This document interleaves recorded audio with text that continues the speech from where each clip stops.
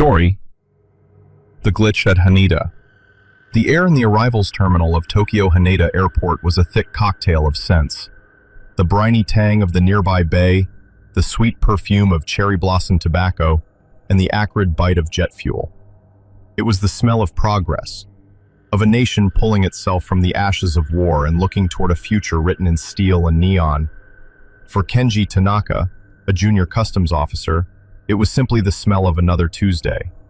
He stood at his post, his uniform crisp, his posture a study in practiced rigidity. His gaze swept over the river of faces flowing toward him. American GIs with slicked back hair and easy smiles. European businessmen in heavy wool suits. Japanese families returning home, their eyes wide with a mixture of fatigue and relief. Each person was a story, a collection of stamps and a passport, a declaration of goods. Kenji's job was to read the first few sentences of those stories and ensure they were not works of fiction. He was good at his job. He had a knack for spotting the almost imperceptible tremor in a smuggler's hand, the flicker of a lie in a traveler's eye. He was a human seismograph for deceit. But nothing in his training, nothing in his life, could have prepared him for the man who stepped up to his counter just as the afternoon sun cast long, distorted shadows across the linoleum floor. The man was Caucasian, tall and impeccably dressed in a dark, well-tailored suit that seemed immune to the humid Tokyo summer. He had a neat, dark beard, and his eyes, a shade of startlingly clear blue, held a calm, almost placid intelligence. He placed his passport on the counter with a soft thud. It was a handsome document, dark blue with a gold crest embossed on the cover. Kenji picked it up. The paper felt right, heavy, fibrous, authentic. He opened it. The man's photograph was a perfect match. Name, listed, date of birth, recorded. Everything was in order, except for one detail. A detail so fundamentally wrong, it felt like a misprint, a joke, a tear in the fabric of the world. Country of origin, Torred. Kenji blinked. He looked up from the passport, then back down. Torred. The name meant nothing. It wasn't a newly formed African state or a tiny European principality he'd forgotten. It simply wasn't. "Excuse me, sir," Kenji began, his voice maintaining its professional calm, though a strange, cold knot was tightening in his stomach. "Could you please clarify your country of origin? I'm not familiar with Torred." The man smiled, a patient, slightly weary smile. "Ah, yes. We are a small country. Not many people have heard of us." He spoke perfect, unaccented Japanese, which was unusual, but not unheard of. Then, switching to fluent French, he added, "Perhaps you know it by its French name." Kenji, whose French was rudimentary, shook his head. He gestured to a large world map hanging on the wall behind him, a symbol of global unity, and for him, a tool of absolute geographic fact. "Could you please show me on the map, sir?" The man's pleasant demeanor didn't waver. He stepped around the counter and approached the map, his polished shoes clicking softly. He scanned it for a moment, his brow furrowed in concentration, not confusion. He then raised a confident finger and pointed to the region of the Pyrenees Mountains, nestled between France and Spain. "It is right here," he said, his finger tapping a space occupied by the tiny nation of Andorra, between France and Spain. "We have been here for nearly 1,000 years." Kenji stared at the man's finger, then at the word Andorra, printed in bold black letters. There was no Torred. There was no space for a Torred. "Sir," Kenji said, his voice now strained, "that is the Principality of Andorra." The man's smile finally vanished. A look of profound, genuine confusion clouded his blue eyes. It wasn't the look of a man caught in a lie. It was the look of a man who had just been told the sky was green. "Andorra?" He scoffed, a short, sharp sound of disbelief. "No, that is not possible. I have never heard of such a place. This is Taured. This has always been Taured. He looked from the map to Kenji, then to Kenji's senior officer, Sato, who had drifted over, drawn by the unusual length of the interaction. The man's composure began to fray at the edges. This is some kind of mistake, the man insisted, his voice rising slightly. A very poor joke. My passport is valid. You can see the stamps. Kenji looked again. The passport was filled with them. A stamp from Narita Airport, from his previous visits to Japan, stamps from Rome, from Paris, from Berlin. They all looked authentic with the correct dates and markings, but they were all issued by the customs authority of Taured. They were ghosts, official seals from a phantom nation. Sato, a man whose patience had been worn thin by decades of bureaucratic procedure, took over. Sir, please come with us. We need to ask you a few more questions. The man from Taured was escorted to a small, windowless interrogation room in the airport's security wing. The air was stale with the smell of old paper and nervous sweat. Kenji sat in on the interview, no longer a customs officer but a silent, unnerved witness. Two stern-faced men from the Tokubetsu Koto Keisatsu, the special police, led the questioning. They laid out his belongings on the middle table. His wallet contained a mix of currencies, yen, francs, marks, all crisp and real. But it also held a sheaf of unfamiliar bills, beautifully printed with strange portraits and the words, Bank of Taured. His driver's license was issued by the Taured Department of Transportation. He had a checkbook from a Tauredi bank and business cards that identified him as a representative for a large international conglomerate. The lead investigator, a severe man named Okamura, made a phone call. Kenji watched as Okamura's face, usually an impassive mask, contorted in slow-motion disbelief. He hung up the phone. The company you claim to work for does exist, Okamura said, his voice flat. They have a Tokyo office. However, they have no record of you. They have heard of your company's name, but they have never heard of a branch in a country called Taured. They say you do not exist in their system. The man from Taured slammed his hand on the table. This is absurd. I've been with them for 5 years. I'm here for a crucial meeting. Check my hotel reservation. He gave them the name of a prominent hotel in central Tokyo. Another phone call was made. The response was even more chilling. Yes, Okamura said, his eyes fixed on the man. The hotel has a reservation for you. It was made several months ago. It is waiting for you. A cold silence descended on the room. It was a paradox wrapped in an enigma. He had a reservation, but no employer who knew him. He had money that wasn't real and documents from a place that didn't exist. He was a man with a past that had no anchor in their reality. The interrogation grew more intense, more surreal. The man described Taured in meticulous detail. He spoke of its history, its politics, its primary language, which he said was based on French, but with unique modifications developed over centuries. He grew agitated, frustrated, then desperate. His initial calm had been stripped away, revealing a raw, terrifying vulnerability. He was a man adrift, his entire world, his very identity, denied by everyone around him. He wasn't a spy playing a part, he was a man whose reality had been stolen. Look, he pleaded, his voice cracking, pointing at his passport again. I have been to Japan before, 5 times in fact. Your own government has stamped my passport. Okamura picked up the passport, handling it as if it were a venomous snake. He pointed to the Tokyo customs stamps within. These stamps do not match our current or past designs. They are expertly forged, but they are forgeries nonetheless. Who are you working for? I am working for no one but my company, the man yelled, his face slick with sweat. My name is my name. My country is my country. Are you all insane? The question hung in the air, potent and venomous. Who was truly insane? The man with 1,000 years of history in his head that no map reflected? Or them, the officials of a world that refused to acknowledge him? By late evening, it was clear they had reached an impasse. The man was exhausted, trembling with a mixture of rage and fear. The officials were baffled and deeply unsettled. The prevailing theory was that he was an extraordinarily well-prepared spy, part of some new, sophisticated psychological operation. The only course of action was to hold him until they could figure it out. They decided to place him in the very hotel where he had a reservation. It was a practical decision, but it felt to Kenji like a surrender to the man's narrative, a tacit admission that some part of his story held a strange power over them. 2 security officers were assigned to guard him. They escorted him to a room on the 14th floor of the hotel. It was a standard room, clean and impersonal. It had one window, which did not open. and offered a dizzying view of the city lights below.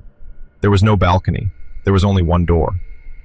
The officers thoroughly searched the room, checking for hidden exits, loose panels, anything. There was nothing. It was a sealed box, 14 stories in the air. They let the man settle in, then they left, locking the door from the outside. One officer stationed himself directly in front of the door, while the other took a position at the only elevator on the floor. Escape was, by all logical measures, impossible.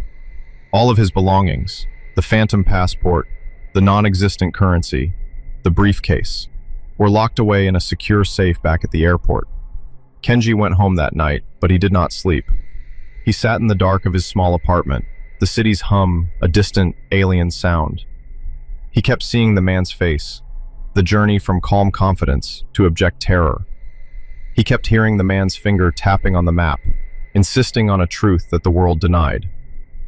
Kenji felt a profound unease, a deep, primal fear that went beyond the threat of espionage. It was the fear that the solid ground of reality was, in fact, nothing more than thin ice over a fathomless cold ocean. What if the man wasn't lying? What if he wasn't a spy? What if, for a single terrifying moment, two worlds, two realities, had brushed against each other at Haneda Airport, and this poor man had simply fallen through the crack? The thought was so monstrous, so contrary to all reason, that Kenji felt a wave of nausea. He was a man of facts, of rules, of stamps and ledgers. But the man from Torred was not a fact. He was a glitch, a human error message in the code of the universe. The call came just after dawn.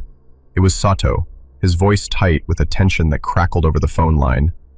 "Tanaka, get to the hotel. Now." Kenji arrived to a scene of controlled chaos. The 14th floor was swarming with officials. The guard who had been posted outside the room door was pale, his testimony a frantic, repeating loop. He hadn't moved all night, hadn't heard a sound. No one had entered or left. Okamura stood in the center of the open hotel room, his face a granite mask of cold fury, and something else, something that looked like fear. The room was empty. The bed was neatly made, the sheets crisp and undisturbed. The glass of water on the nightstand was untouched. There was no sign of a struggle, no sign of anything. The man from Toria had not escaped. He had vanished. A frantic search confirmed the impossible. The window was still locked from the inside. The door had been guarded all night. He was gone, as if he had evaporated into the air. A chill, colder than any winter wind, snaked down Kenji's spine. He rushed with Okamura back to Haneda Airport, to the security wing, to the office with the safe. Okamura spun the dial with trembling fingers and swung the heavy door open. The safe was empty. The dark blue passport from the non-existent nation of Torred was gone. The briefcase was gone. The strange currency, the business cards, the driver's license, every last scrap of physical evidence that the man had ever existed had vanished along with him.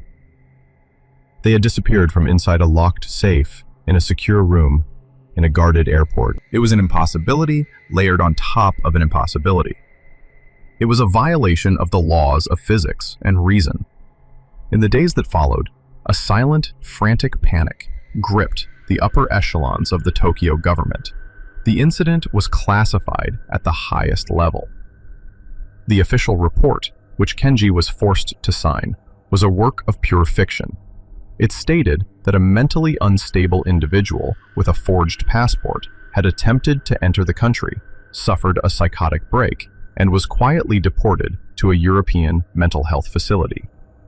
It was a neat, tidy lie to paper over a terrifying, gaping hole in their understanding of the world. The name Torred was never to be spoken again. The files were sealed, then they too disappeared, erased from the archives as completely as the man himself. Life went on. The seasons changed. Tokyo continued its relentless march into the future. But for Kenji Tanaka, the world was never the same. He continued to work at the airport, stamping passports, looking into the faces of travelers. But now he saw something else in their eyes. He saw the infinite possibilities, the other worlds, the other histories that might lie just behind their mundane realities. He became haunted by the small things, a word he didn't recognize, a fleeting shadow in his peripheral vision, a momentary feeling of dislocation, as if the world around him had skipped a beat. He lived with the constant, low-level hum of existential dread, the knowledge that the map on the wall was not a certainty, but a suggestion, a consensus, and that sometimes people from outside the consensus simply fall through. Years later, Kenji was an old man, retired, his hair the color of snow. He was reading a newspaper in a park when a gust of wind blew a page from a child's geography book onto his lap. His eyes scanned the map of Europe.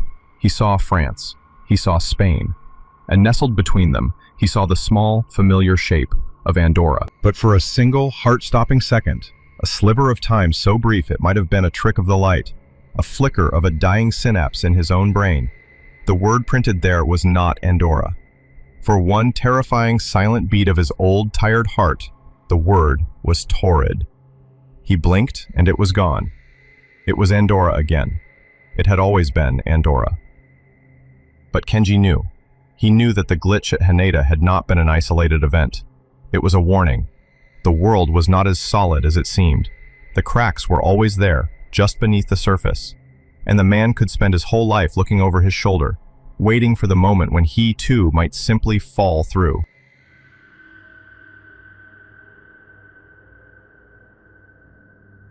Story: The Echo in the Drain.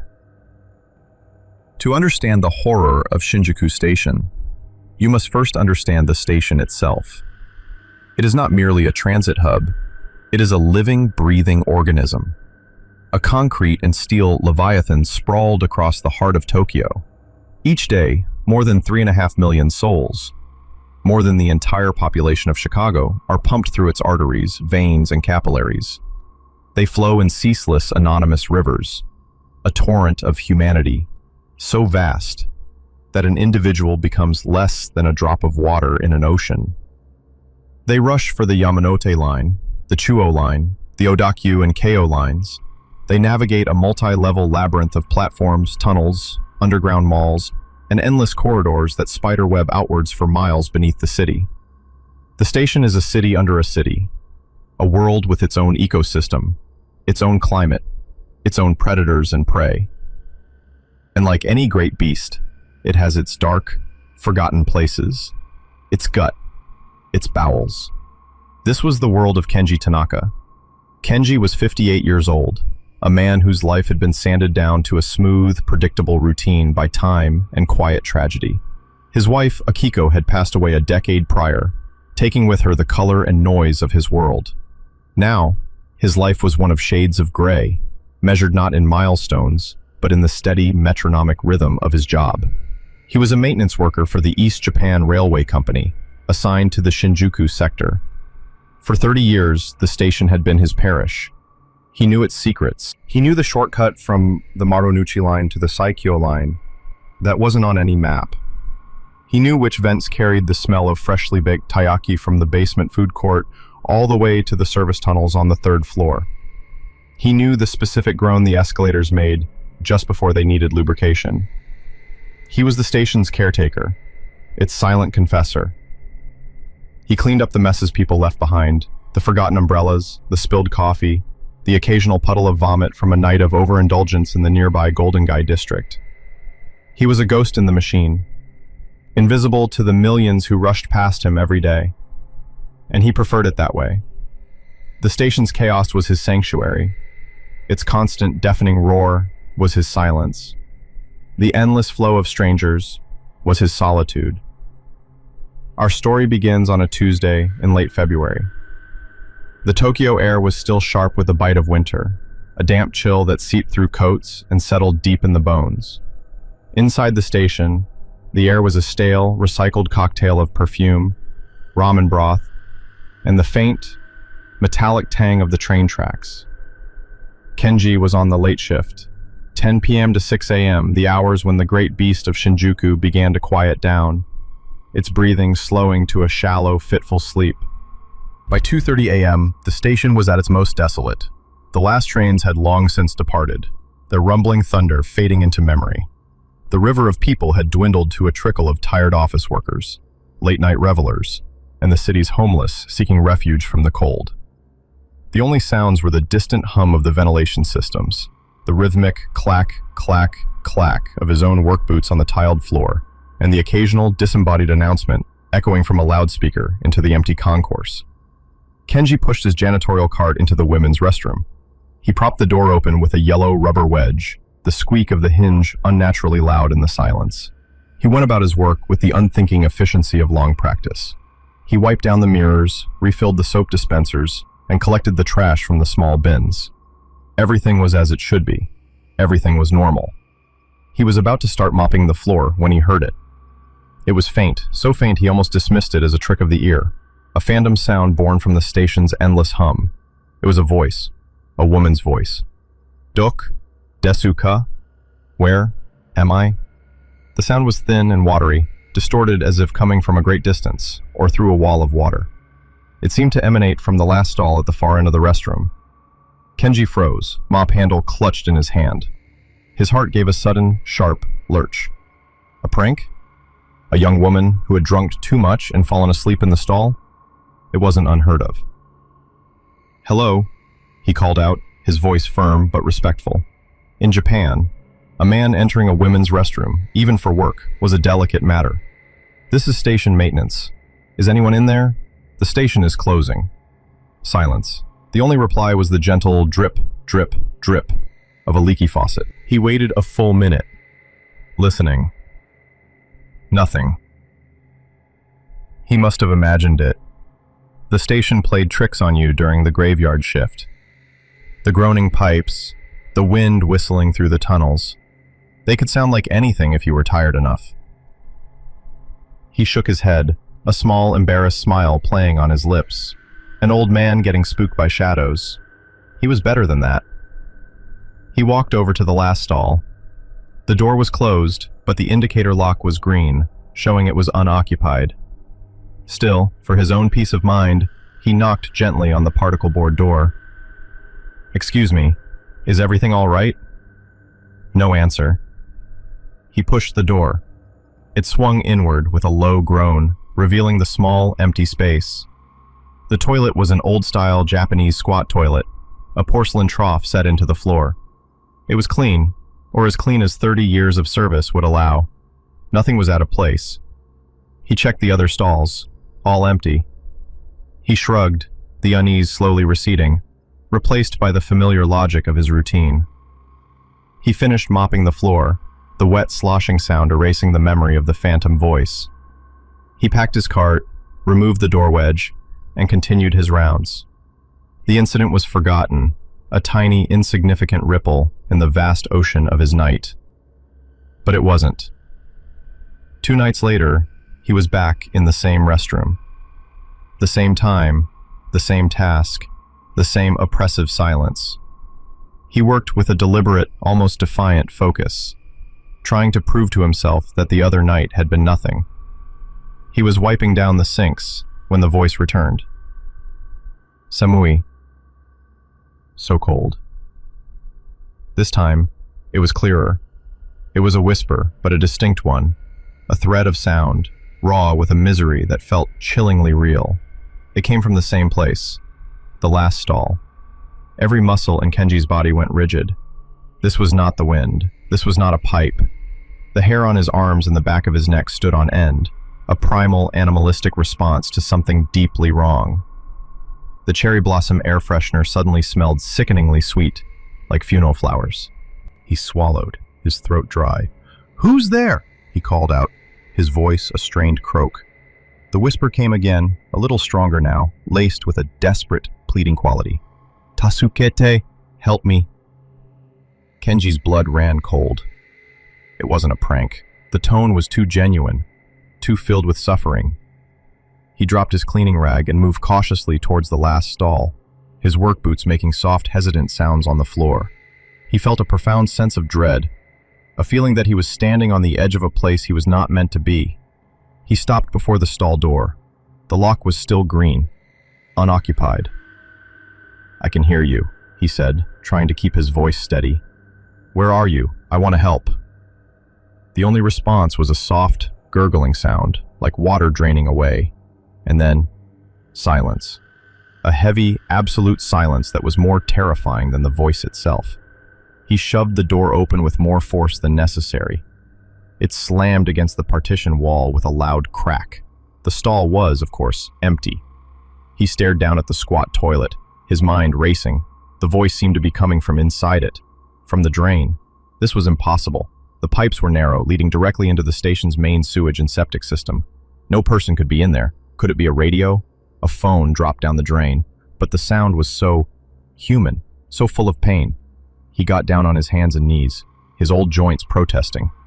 He pressed his ear against the cold, smooth porcelain of the toilet trough, feeling foolish and terrified at the same time. He held his breath and listened. He heard the deep intestinal rumbling of the station's plumbing, the slow, thick movement of waste through the unseen network of pipes beneath his feet. But no voice. He stayed there for what felt like an eternity, kneeling before the empty porcelain mouth, until the cold of the tiles seeped through his trousers and the absurdity of the situation overwhelmed the fear. He stood up, his knees cracking. He was losing his mind. The loneliness, the long nights, the ghosts of his own past, they were finally coalescing into a tangible hallucination. He reported the incident to his supervisor, a younger man named Ito, who listened with a patient, condescending smile. "A voice, Tanaka-san?" "From the toilet?" Ito chuckled. "Maybe you need a vacation. Too many late nights. We'll have a plumbing crew check the pipes for a blockage or pressure issue if it makes you feel better. It's probably just an air pocket." Kenji knew it wasn't an air pocket. He left the office feeling humiliated, his concern dismissed as the ramblings of an old man. The plumbing crew came the next day. They snaked a camera down the drain, ran some pressure tests, and found nothing. No blockages, no trapped animals, no dropped electronics. The official report read, "System normal." The whispers stopped. For a week, Kenji performed his duties in a state of high alert, his ears straining for any sound out of the ordinary. But there was nothing. The restroom remained silent, and he began to doubt his own sanity. Maybe Ito was right. Maybe he was just tired, overworked, and lonely. The mind, especially a grieving one, could be a powerful and cruel trickster. He tried to bury the memory, to file it away with the other strange, unexplained things one encounters over 30 years in the belly of the beast. He almost succeeded. The third time he heard the voice, it was nearly a month after the first incident. It was a frigid night in late March. Kenji had avoided that particular restroom when he could, trading routes with other workers. But tonight, it was on his list and he couldn't escape it. He entered with a sense of grim resignation, his heart thumping a nervous rhythm against his ribs. He tried to be quick, to get in and out. But as he passed the final stall, a sound reached him. It was different this time. It wasn't a plea for help. It wasn't a question. It was a single, drawn-out, guttural sigh, a sound of finality, a sound of release. It was weak, fragile, like the last breath escaping from a dying body. And then, absolute silence. Kenji didn't even bother calling out. He knew there would be no reply. He stood frozen, in the middle of the restroom, a cold sweat breaking out on his forehead. This was not a hallucination. This was a requiem. Something had just ended. He felt it in his soul. A life had been extinguished, somewhere in the cold, dark, forgotten guts of the station, and he was the only one who had heard its final prayer. He didn't report it this time. Who would believe him? They already thought he was crazy. Instead, a new terrible feeling began to take root in his heart. Guilt. He had heard her cries. He had heard her pleas, and he had done nothing. He had let her die. The guilt became a poison. Kenji couldn't sleep. When he did, his dreams were filled with the sound of a woman weeping in the dark, the noise distorted by water. He lost weight. His hands began to tremble. At work, he became obsessed. He would spend hours in the service tunnels, studying the station's blueprints, trying to understand the labyrinth of pipes beneath that specific restroom. The system was an old one. The toilet didn't flush directly into the main city sewer. It led to a local septic holding tank, a large concrete container buried deep in the station's foundations. It was designed to hold waste, before it was periodically pumped out. It was an enclosed, lightless, airless world. A concrete tomb. The thought became an obsession. She's in the tank. He knew it was insane. How could a person get into a sealed septic tank through a narrow toilet drain? It defied all logic. That's terrifying, Satoshi said when Kenji finished. But how? I don't know, Kenji admitted, his voice hoarse. But I think she's in the septic tank, under the West Block restroom. The idea hung in the air between them, monstrous and unbelievable. Meanwhile, a different kind of problem was developing. A foul, cloying odor had begun to emanate from the drains in that section of the station. It wasn't the usual smell of sewage. It was richer, fouler. It was the smell of decay. Complaints started to trickle in. Passengers wrinkled their noses. Other station workers commented on it. The cherry blossom air fresheners were now completely useless against the rising stench. The smell was the final, horrifying confirmation for Kenji. It was the smell of death. He went back to his supervisor, Ito. This time, he didn't mention the voice. He was calm, clinical. He reported the unbearable smell, the numerous complaints, and the failure of the previous plumbing check to solve the problem. He formally requested that the septic tank for the West Block restroom be opened and inspected. It was an expensive, difficult job, one that hadn't been done in years. Ito was reluctant, but the growing number of official complaints forced his hand. He signed the work order. The day they opened the tank is a day Kenji Tanaka will carry with him to his grave. It was a gray, overcast morning. The maintenance crew cordoned off the area. The air was already thick with the putrid smell. 2 workers in heavy-duty hazmat suits used a winch to slowly lift the massive, rust-fused iron manhole cover that led to the tank. As the cover came free, a wave of stench so powerful, so vile, washed over them, causing several of the onlookers to gag and retch. It was the smell of concentrated corruption. One of the workers shone a high-powered flashlight into the dark opening. The beam cut through the foul gloom, illuminating the surface of the thick, dark liquid below. And then they saw it. Floating on the surface, tangled in filth and waste, was a human body. It was a woman. Her skin was a pale, waxy white, bloated and discolored from the long immersion. Her long black hair fanned out around her head like a dark halo. She was naked. She was wedged into the tank in a horribly unnatural position, crammed into a space that seemed too small to hold her. A collective gasp went through the crowd. Someone was sick. Satoshi, who had come to watch, turned pale and backed away, his hand over his mouth. Kenji just stood there, frozen, his guilt and his vindication crashing together in a silent, soul-shattering wave. He had been right. He hadn't been crazy, and he had been too late. The police arrived, then the forensics team. The scene was one of grim, bureaucratic horror. The body was carefully extracted from the tank. It was a difficult, gruesome process. The investigators determined she had been in the tank for over a month. The time of death coincided almost perfectly with the last time Kenji had heard the voice, that final, soft sigh. The autopsy revealed no signs of external trauma, no broken bones, no wounds. The cause of death was determined to be a combination of hypothermia and asphyxiation. She had frozen to death in the filth-choked darkness. The investigation into her identity began. Who was this woman? And the question that baffled everyone: how in the hell did she get in there? The toilet drain was only 9 inches in diameter. The pipes leading to the tank had several sharp bends. It was physically impossible for an adult to have gone through the toilet. The manhole cover to the tank was iron, weighed over 100 pounds, and had been rusted shut. It would have taken specialized tools and immense strength to open it from the outside. There was no other access point. It was a perfect, locked room mystery. A woman had appeared inside a sealed concrete box, buried under one of the world's busiest train stations, and no one could explain how. Weeks turned into months. The story was a brief sensation in the Japanese media, a bizarre footnote in the daily churn of news. The Shinjuku toilet mystery. But without answers, the story faded. The police investigation stalled. The woman remained a Jane Doe. No one came forward to claim her. No missing persons report matched her description. It was as if she had simply materialized out of thin air and died in the most horrific way imaginable. The station, of course, moved on. The restroom was eventually renovated. The old squat toilet was ripped out and replaced with a gleaming, modern Western-style one. The tank was professionally cleaned and sealed. The smell faded. The 3.5 million people a day continued to flow through Shinjuku's arteries, oblivious to the tomb that lay beneath their feet. But for Kenji Tanaka, nothing ever returned to normal. He quit his job a few months after the discovery. He couldn't walk the halls of the station anymore without feeling a crushing weight on his chest. Every leaky faucet sounded like a sob. Every gust of wind in a tunnel sounded like a whisper. The station was no longer his sanctuary. It was a graveyard.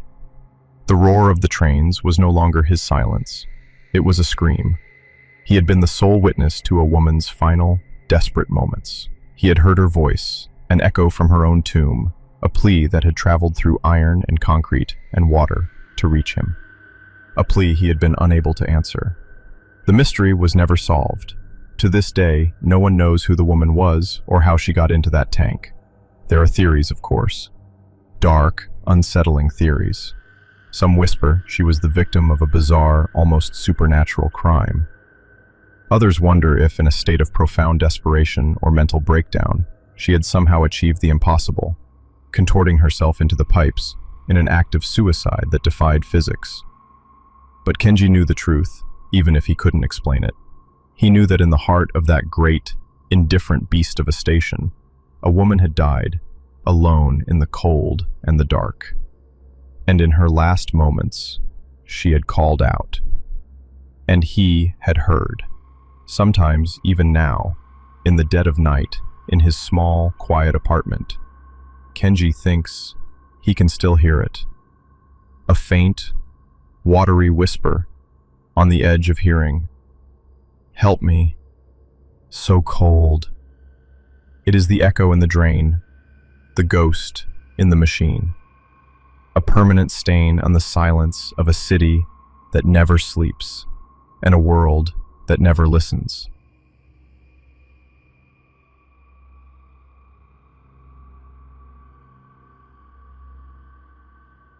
Story: The Whispering Fair. Part 1: The Salt-Stained City. The silence in Ishinomaki had a weight to it. It wasn't the peaceful quiet of a sleeping town, but the heavy, suffocating silence of a graveyard. It pressed down on Kenji Tanaka's shoulders as he drove his Crown Comfort taxi through the skeletal streets, the pale glow of his headlights carving a lonely path through the dark. It was a silence born of absence, of voices that would never speak again, of homes that were now just concrete foundations scoured clean by the sea. It had been over a year since the great Tohoku earthquake and the tsunami that followed. A year since the black water had come, a roaring, devouring beast that had swallowed the world Kenji knew. It had taken his wife, Akiko. It had taken his home. It had taken the laughter from the air and replaced it with the lingering scent of salt and decay. A smell that clung to everything, a constant, phantom dampness in the back of the throat. All Kenji had left was the taxi. The car, a sturdy, unassuming vessel, had been his salvation. It had been in the shop for a transmission repair on that fateful March day, high on a hill, safe from the water's reach. Now, it was his home, his office, and his monastery on wheels. Driving was a meditation, a way to keep the gears of his own mind from seizing up with grief. The rhythmic sweep of the wipers, the hum of the engine, the blinking light of the meter, these were the small certainties in a world where everything else had been washed away. Tonight, like most nights, was slow. The reconstruction efforts brought workers, engineers, and journalists, but they mostly kept to the new, temporary housing complexes. The locals, the ones who remained, were ghosts in their own right, moving through the ruins of their lives with a haunted, hollowed-out look Kenji knew intimately. He rarely got fares after midnight. Most people were afraid of the dark, of what the silence held. He was cruising near the Minamihama district, or what was left of it. Here, The devastation was absolute. The tsunami had hit this low-lying coastal area with the full force of its fury. Block after block of homes, shops, and lives had been erased. Now, it was a flat, barren expanse dotted with weeds and the occasional, heartbreaking memorial of flowers and toys placed on an empty slab of concrete. It was a place where the wind seemed to whisper names. His radio crackled. It was Sato, an older driver with a face like a crumpled map and a voice, raspy, from a lifetime of cheap cigarettes. "Anything out there, Kenji-san?" "Just the ghost, Sato-san," Kenji replied, his voice flat. It was a common gallows humor among the drivers. "They don't pay," Sato grunted back. "Head back toward the station. Might get a late train straggler." This place. It's no good for business. No good for the soul. Kenji clicked off the radio without replying. He knew Sato was right, but something kept him here, circling these dead streets. It felt like a vigil, a penance. He should have been with Akiko that day. He'd been arguing with her over the phone about the cost of the car repair, just moments before the shaking started. A stupid, meaningless fight. His last words to her had been clipped and angry. The memory was a shard of glass in his heart, twisting with every beat. It was then that he saw her, standing by the corner where the old fish market used to be. A place now marked only by a twisted metal sign was a young woman. She was slender, wearing a heavy winter coat that seemed too warm for the mild spring night. Her face was obscured by the shadows, but she raised a hand, a clear, decisive gesture. A fare. Here. It was unheard of. Kenji felt a prickle of unease, the fine hairs on his arms standing on end. Every instinct screamed at him to follow Sato's advice and drive away. The place was desolate. A young woman, alone here at this hour? It was wrong. With the ingrained habit of a career driver, the imperative to stop for a raised hand took over. He slowed the taxi, pulling up beside her. The automatic rear door hissed open. She slid inside without a word, settling into the back seat. Kenji looked at her in the rearview mirror. She looked to be in her early 20s with long, dark hair that was damp, as if she'd been caught in a rain shower, though the sky was clear. Her face was pale, her eyes wide and dark, fixed on something beyond the windshield. "Good evening," Kenji said, his voice a little strained. "Where to?" She didn't seem to hear him at first. He could hear a faint, rhythmic dripping sound. Drip, drip, drip. He glanced back. The floor mat beneath her feet was becoming dark with water.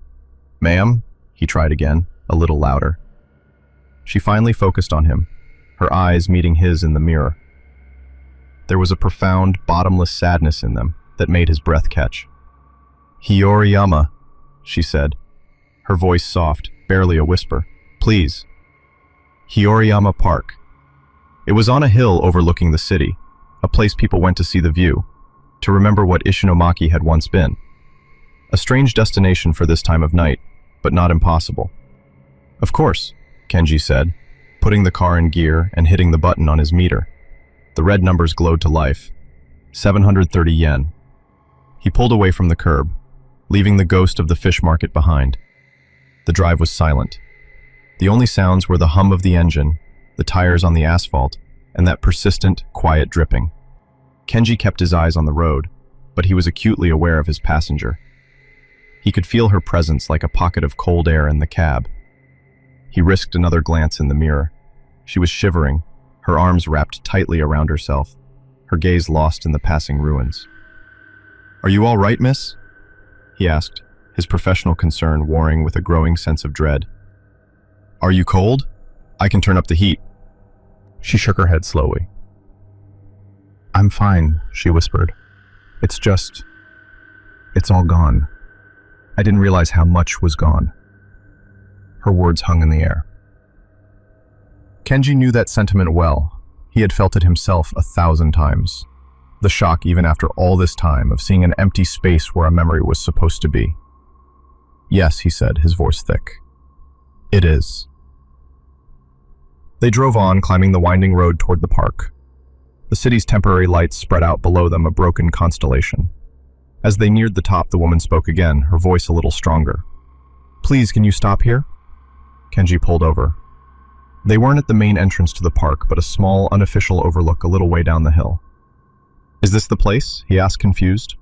She nodded, not looking at him. She was staring out the window, down at the dark expanse of Minamihama where he had picked her up. This is where I was supposed to meet him, she said, a tear tracing a path down her pale cheek. He told me to run up the hill if anything happened. He told me to wait for him here. A cold fist clenched in Kenji's gut. He knew what she was talking about. During the earthquake, it was the message that had spread like wildfire. Get to high ground. Get to Hiyoriyama. I'm so cold, she whispered, and her voice broke into a quiet, shuddering sob. Kenji's throat was dry as dust. He turned in his seat to face her properly, to offer a tissue, to say something. Anything. The back seat was empty. He stared, his heart hammering against his ribs like a trapped bird. The seat was empty, but it was soaking wet. A dark, glistening patch stained the upholstery, and a small puddle of clear, saltwater-smelling water was pooled on the floor mat. The dripping sound had stopped. He fumbled for the overhead light, his hands shaking. He flicked it on. The back of the taxi was starkly, undeniably empty. The door was still closed. She hadn't opened it. She couldn't have. He would have heard it. He would have seen. He looked at the meter. The numbers were still glowing red, mocking him. 2,200. The fare for a ride that had never ended. A ride with a passenger who wasn't there. Kenji killed the engine. He sat in the sudden, crushing silence. The view of his broken city spread out before him. The cold he felt had nothing to do with the night air. It was a deep, internal chill. The ice of the abyss. He thought of the girl's damp hair, the water on the floor, her whispered words, I'm so cold. The tsunami had come on a cold March afternoon. He sat there for a long time, until the first gray light of dawn began to bleed over the horizon, revealing the scars on the land. He finally reached over, his hand trembling, and pressed the button on the meter to clear it. Then he put the car in gear and drove slowly back down the hill, the wet seat a silent, damning testament in his rearview mirror.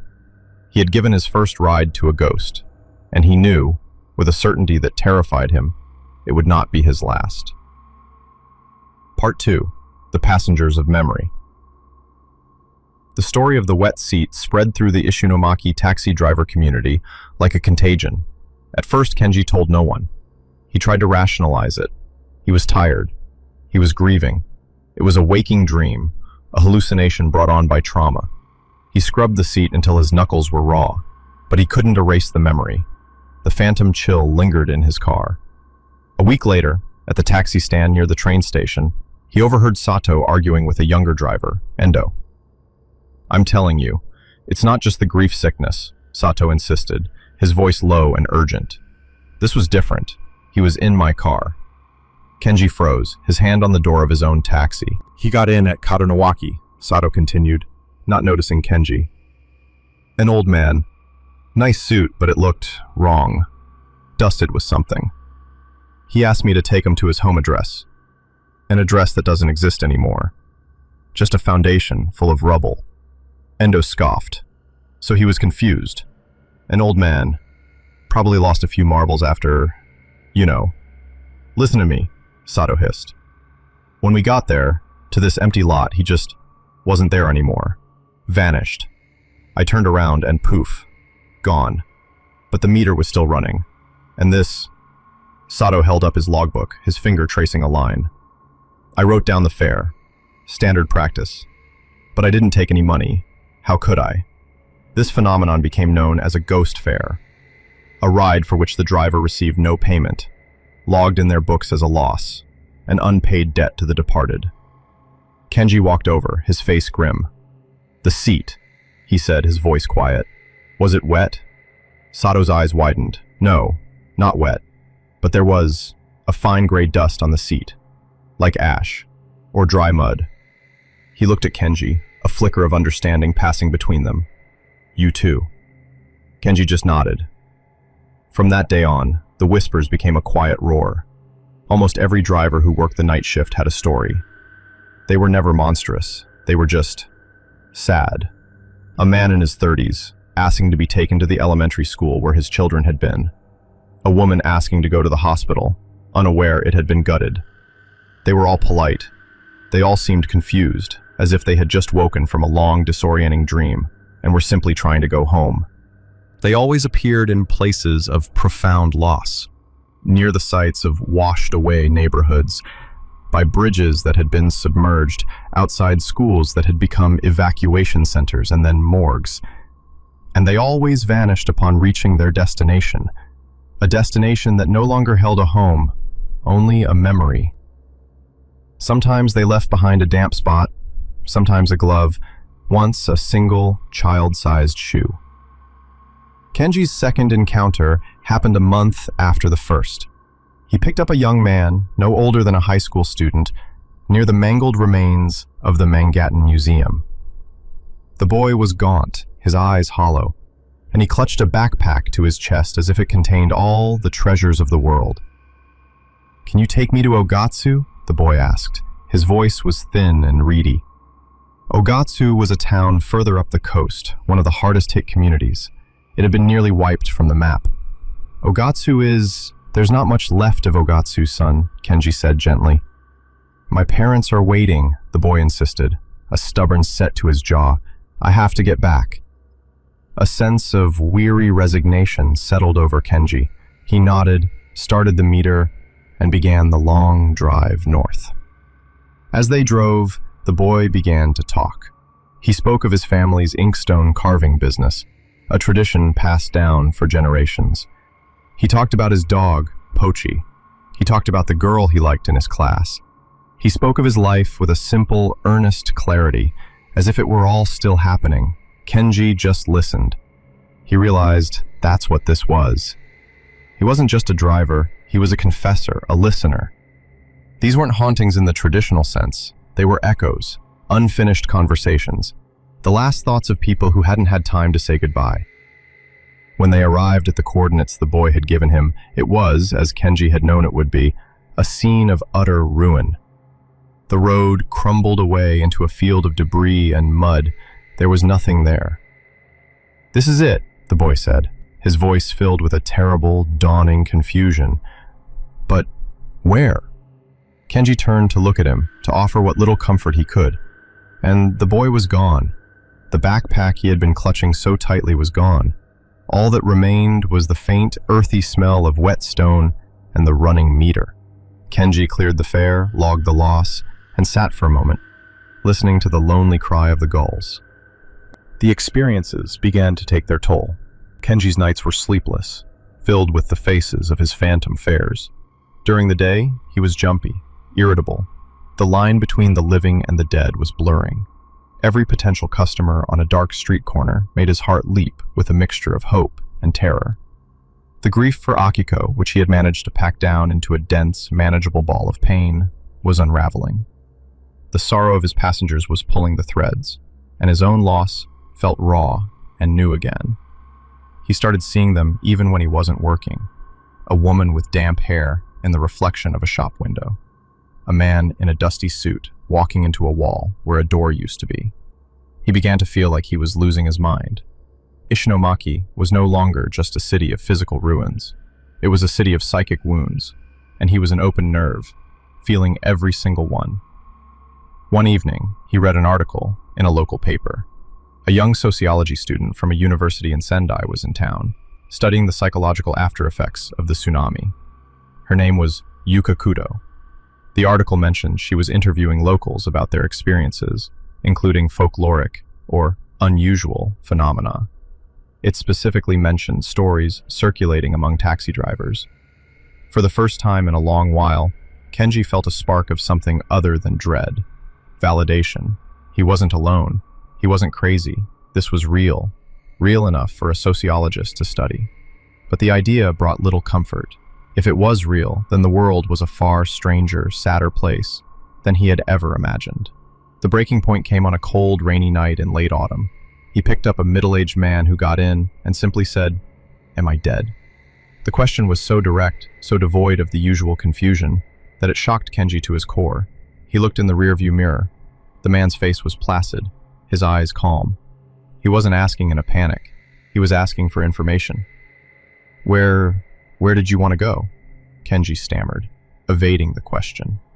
I don't know, the man said. I was at work, at the factory by the river. There was a loud noise. The water. I remember the water. And then I was standing here, on this road. So, I need to know. Am I dead? Kenji couldn't breathe. The rain beat a frantic rhythm on the roof of the taxi. He thought of Akiko. Had she been confused? Had she been scared? Had she known? I don't know, Kenji whispered, his voice cracking. The man simply nodded as if Kenji had confirmed his worst fears. I see, he said softly. And then he was gone. No vanishing act. One moment he was there, the next, the seat was empty. This time, there was no water, no dust, just a profound and utter absence. Kenji pulled the taxi over, his body racked with tremors. He couldn't do it anymore. He couldn't be the ferryman for the damned souls of Ishinomaki. Every fare was a fresh wound, a reminder of all that was lost. He needed to escape. He needed to be somewhere the ghosts couldn't find him, somewhere loud and bright and relentlessly alive. That night, he packed a small bag, sold the taxi license for Ishinomaki to a desperate newcomer, and bought a one-way ticket on the Shinkansen. He was going to Tokyo. He was going to disappear into the biggest, most anonymous city in the world and forget the whispers in the salt-stained silence of home. Part 3, The Flight to Forgetting. Tokyo was an assault, a glorious, chaotic, overwhelming cacophony of light and sound. After the tomb-like silence of Ishinomaki, the city felt like a physical force. The crush of bodies at Shibuya Crossing, the electric canyons of Shinjuku, the endless rumble of the subway. It was the perfect anesthetic. Here, there was no space for ghosts. The air was too thick with exhaust fumes, perfume, and the sizzle of street food for the scent of salt and decay to penetrate. The present was so loud it drowned out the past. Kenji found a tiny, sterile apartment in a nondescript building in the suburbs. He got a job with a large Tokyo taxi firm. The work was different, impersonal, fast. The fares were businessmen, late for meetings, tourists with maps and bewildered expressions, teenagers giggling on their way to karaoke. They were solid, real. They paid in crisp bills or with the beep of a credit card. They got out of the car, slammed the door, and disappeared into the living, breathing city. None of them vanished. None of them left behind wet seats or questions about the afterlife. For 6 months, it worked. Kenji drove. He slept. He ate convenience store noodles. He walled himself off from his past. He didn't call Sato or any of his old colleagues. He didn't read the news from home. Ishinomaki became a bad dream, a place he had escaped from. The trauma was still there, a knot in his stomach, but it was dormant. He was functional. He was anonymous. He was, he told himself, healing. But sometimes, late at night, when the city's roar subsided to a low hum, he would hear it. A faint dripping sound in his apartment, which he would trace to a perfectly dry faucet, or he'd catch a whiff of the sea on a landlocked street. He would see a young woman in a winter coat on a hot summer day, and his heart would seize, only to realize she was just a tourist, unaccustomed to the humidity. The ghosts of Ishinomaki were patient. They were waiting in the quiet corners of his mind. He started hearing rumors among the Tokyo drivers. Strange stories, dismissed as urban legends. A driver in Ikebukuro swore he picked up a man who asked to be taken to a specific address in Miyagi Prefecture, over 300 kilometers away. The driver had laughed, but the passenger had been insistent, his eyes filled with a desperate plea before simply stepping out of the cab and vanishing into the crowd. Another driver in Ginza reported a fare, a woman, who paid for a short trip, and when the driver checked his cash box at the end of the night, the bill she had given him was soaked through with salt water and covered in sand. Kenji dismissed them as tall tales. Coincidence.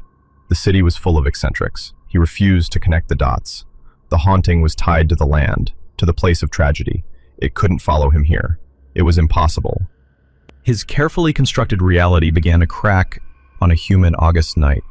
He was working the late shift, navigating the labyrinthine streets near Tokyo Bay. The area, with its massive container ports and warehouses, always made him uneasy. It smelled of the ocean. It reminded him of home. He tried to avoid it, but a fare had taken him there, and now he was trying to get back to the city center. He was stopped at a red light on an empty industrial road when he saw a figure step out from the shadows of a warehouse. It was a man, waving his hand weakly. Kenji hesitated.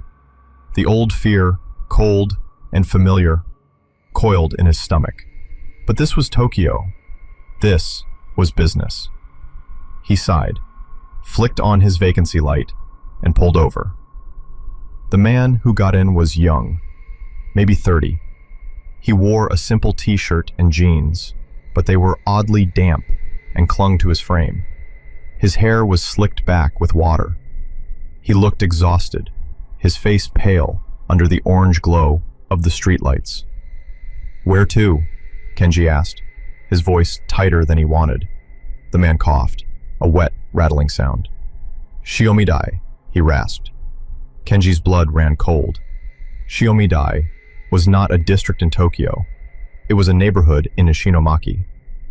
A neighborhood that had been completely annihilated by the tsunami. "I'm sorry," Kenji said, his hands gripping the steering wheel. "I think you're mistaken. There's no Shiomidai around here." The man looked at him, and for the first time, Kenji saw his eyes. They were filled with a terrifying, vacant confusion. "No, isn't this Ishinomaki?" he asked, his voice trembling.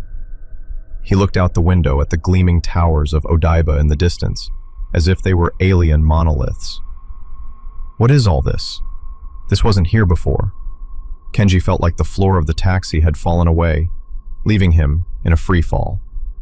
It was happening again. Here, hundreds of kilometers away. The ghost wasn't tied to the land. It was tied to him. He was the beacon. He was the magnet for the lost. You need to get out of my car," Kenji whispered, the words catching in his throat. "But I need to get home," the man pleaded, his voice rising in panic. "My wife, my daughter, I told them I'd be right back. I just went to move the car to higher ground." The story was so specific, so painfully real. It was like a physical blow. This was the story of hundreds of men, a final, futile act of protection. "Get out!" Kenji yelled, turning on him, his face a mask of terror and rage. He wasn't yelling at the ghost. He was yelling at the tsunami, at the grief, at the fate that had made him its unwilling servant. The man flinched back as if struck. A look of immense, heartbreaking sorrow crossed his face. He didn't say another word. He just faded, like smoke in the wind. He didn't vanish in a blink. He slowly became transparent, the seat behind him becoming visible through his dissolving form, until all that was left was a damp patch on the seat, and the lingering, unmistakable smell of the sea. Kenji sat there, panting, his heart trying to batter its way out of his chest. The light had turned green long ago. A car behind him honked impatiently. The sound was jarring, an intrusion from a world he no longer felt a part of. He had run all the way to Tokyo, only to find that the ghosts had run with him. You can't escape a haunting when you are the one who is haunted. Part 4. The Ghost in the Machine. The encounter in Tokyo broke something in Kenji.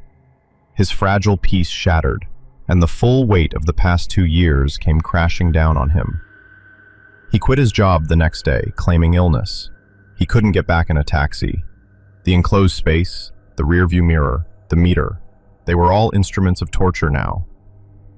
He locked himself in his tiny apartment, the city's roar a distant, meaningless hum. He barely ate. He didn't sleep. When he closed his eyes, he saw their faces. The girl going to Hioriyama, the boy with the backpack, the man who asked if he was dead, the confused father from the bay. Their whispers echoed in the suffocating silence of his room. They weren't just passengers anymore. They were a part of him, their unfinished stories woven into the fabric of his own grief. He thought of Akiko. He had tried so hard not to think of her, to seal her memory away where it couldn't hurt him. But now, she was everywhere. Was she lost like them? Was she wandering some spectral plane, trying to find her way home? Was she cold? The thought was an agony beyond measure. He had been so focused on the ghost in his car that he had failed to confront the most important ghost of all, his own.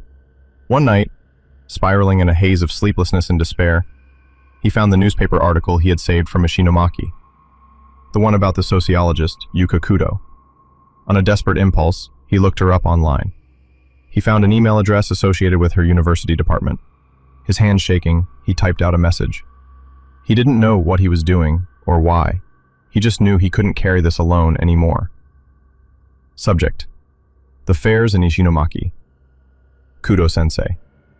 My name is Kenji Tanaka. I used to be a taxi driver in Ishinomaki.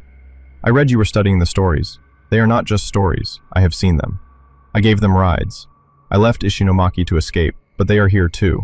I picked one up in Tokyo. I don't know what to do. I think I'm going crazy.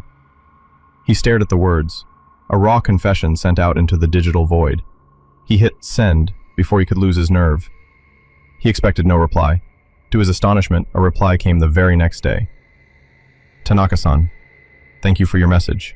Please, believe me when I say you are not going crazy. I have heard your story, or versions of it, from more than a dozen drivers.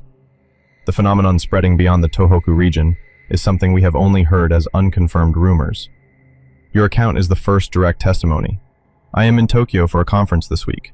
If you are willing, I would be honored to meet with you. They met in a quiet coffee shop in Jinbocho, the city's book district. Yuka Kudo was young, with bright, intelligent eyes that held a deep well of empathy.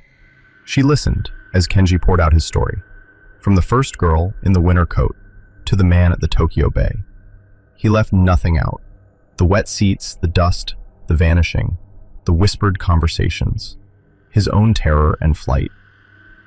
He spoke for nearly 2 hours, the words tumbling out of him in a torrent of pent-up fear and grief.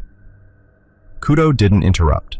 She just listened, taking occasional notes, her expression one of solemn concentration.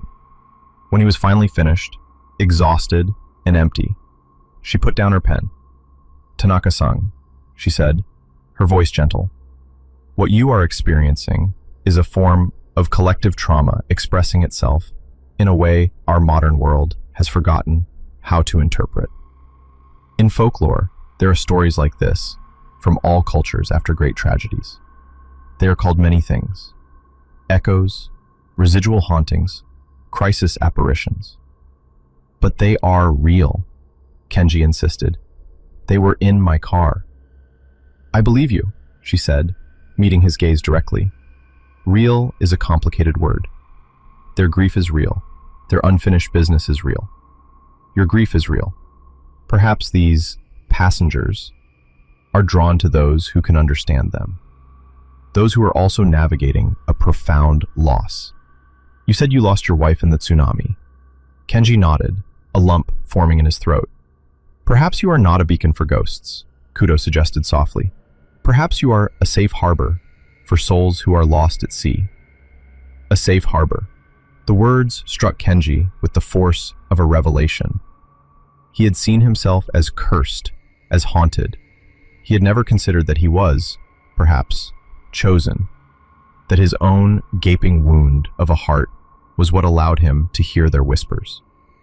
These spirits, or memories, or whatever they are, Kudo continued, they don't seem to want to cause harm. They are not vengeful. They're just lost. They're trying to complete a final action. To go home. To deliver a message. To understand what happened. And you, Tanaka-san, you listen. You bear witness. In a way, you are helping them. Helping them. By driving them to their ruined homes? By watching them vanish in confusion and sorrow? It felt like a cruel kind of help. What am I supposed to do? He asked, his voice a raw whisper. That is the question I cannot answer, she said. From a sociological standpoint, this is a coping mechanism for a community shattered by loss. From a personal standpoint, maybe the answer is not to run. Maybe the answer is to accept your role, to be the ferryman. And in helping them find a moment of peace, perhaps you can find your own. But it was joined by something else. A fragile sense of purpose. A safe harbor. The ferryman. He walked the streets of Tokyo for hours, the city's energy no longer feeling like an anesthetic, but like a different world. one that ran on a plane parallel to his own. He realized he couldn't stay here. Tokyo was a lie. His place, his duty, was back in the salt-stained silence, in the city of ghosts. He had to go home.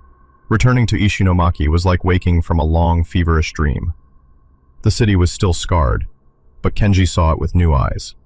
He saw the green shoots of life pushing through the rubble. He saw the quiet resilience in the faces of the people who had stayed. He saw the memorials not just as markers of death, but as anchors of love. He bought back his taxi license and got his old Crown Comfort back on the road. Sato was shocked to see him, but clapped him on the back, a silent acknowledgement of a shared, unspoken burden. Kenji knew it was only a matter of time. He didn't have to wait long. A week after his return, he was driving a quiet road near the coast as dusk settled, painting the sky in hues of orange and purple. A figure stood by the roadside, a young woman. She was wearing a simple summer dress, though a chill was in the air. Kenji's heart gave a familiar lurch, but this time, he did not hesitate. He pulled over, the door hissed open, and she slid into the back. It was the girl from Hioriyama, the first one. But she looked different now. Her hair wasn't damp. Her face, while still pale, was not contorted in confusion. There was a serenity in her eyes. "Hello, driver," she said, her voice clear and calm. "Hello," Kenji replied, his voice steady. He looked at her in the mirror. "Where to this evening?" She smiled, a small, sad, beautiful smile. "Nowhere," she said. "I just wanted to thank you." "Thank me? For what?" "For the ride," she said. "For waiting with me. After you left, I think I understood. He's not coming, but it's okay. I'm not cold anymore." Tears pricked Kenji's eyes. He nodded, unable to speak.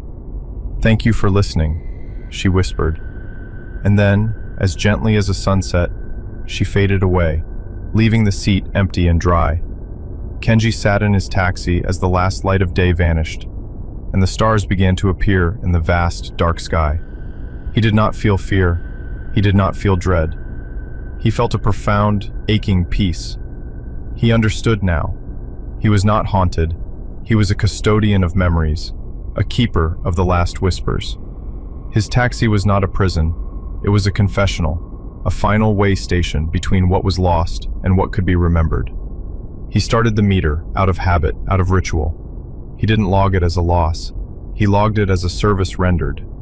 He put the car in gear and drove into the night, his headlights a lonely beacon in the quiet, wounded city. He knew there would be other passengers. He knew their stories would continue to unfold in the intimate silence of his cab. But he was no longer running. He was waiting. He was the ferryman, and he was ready for his next fare.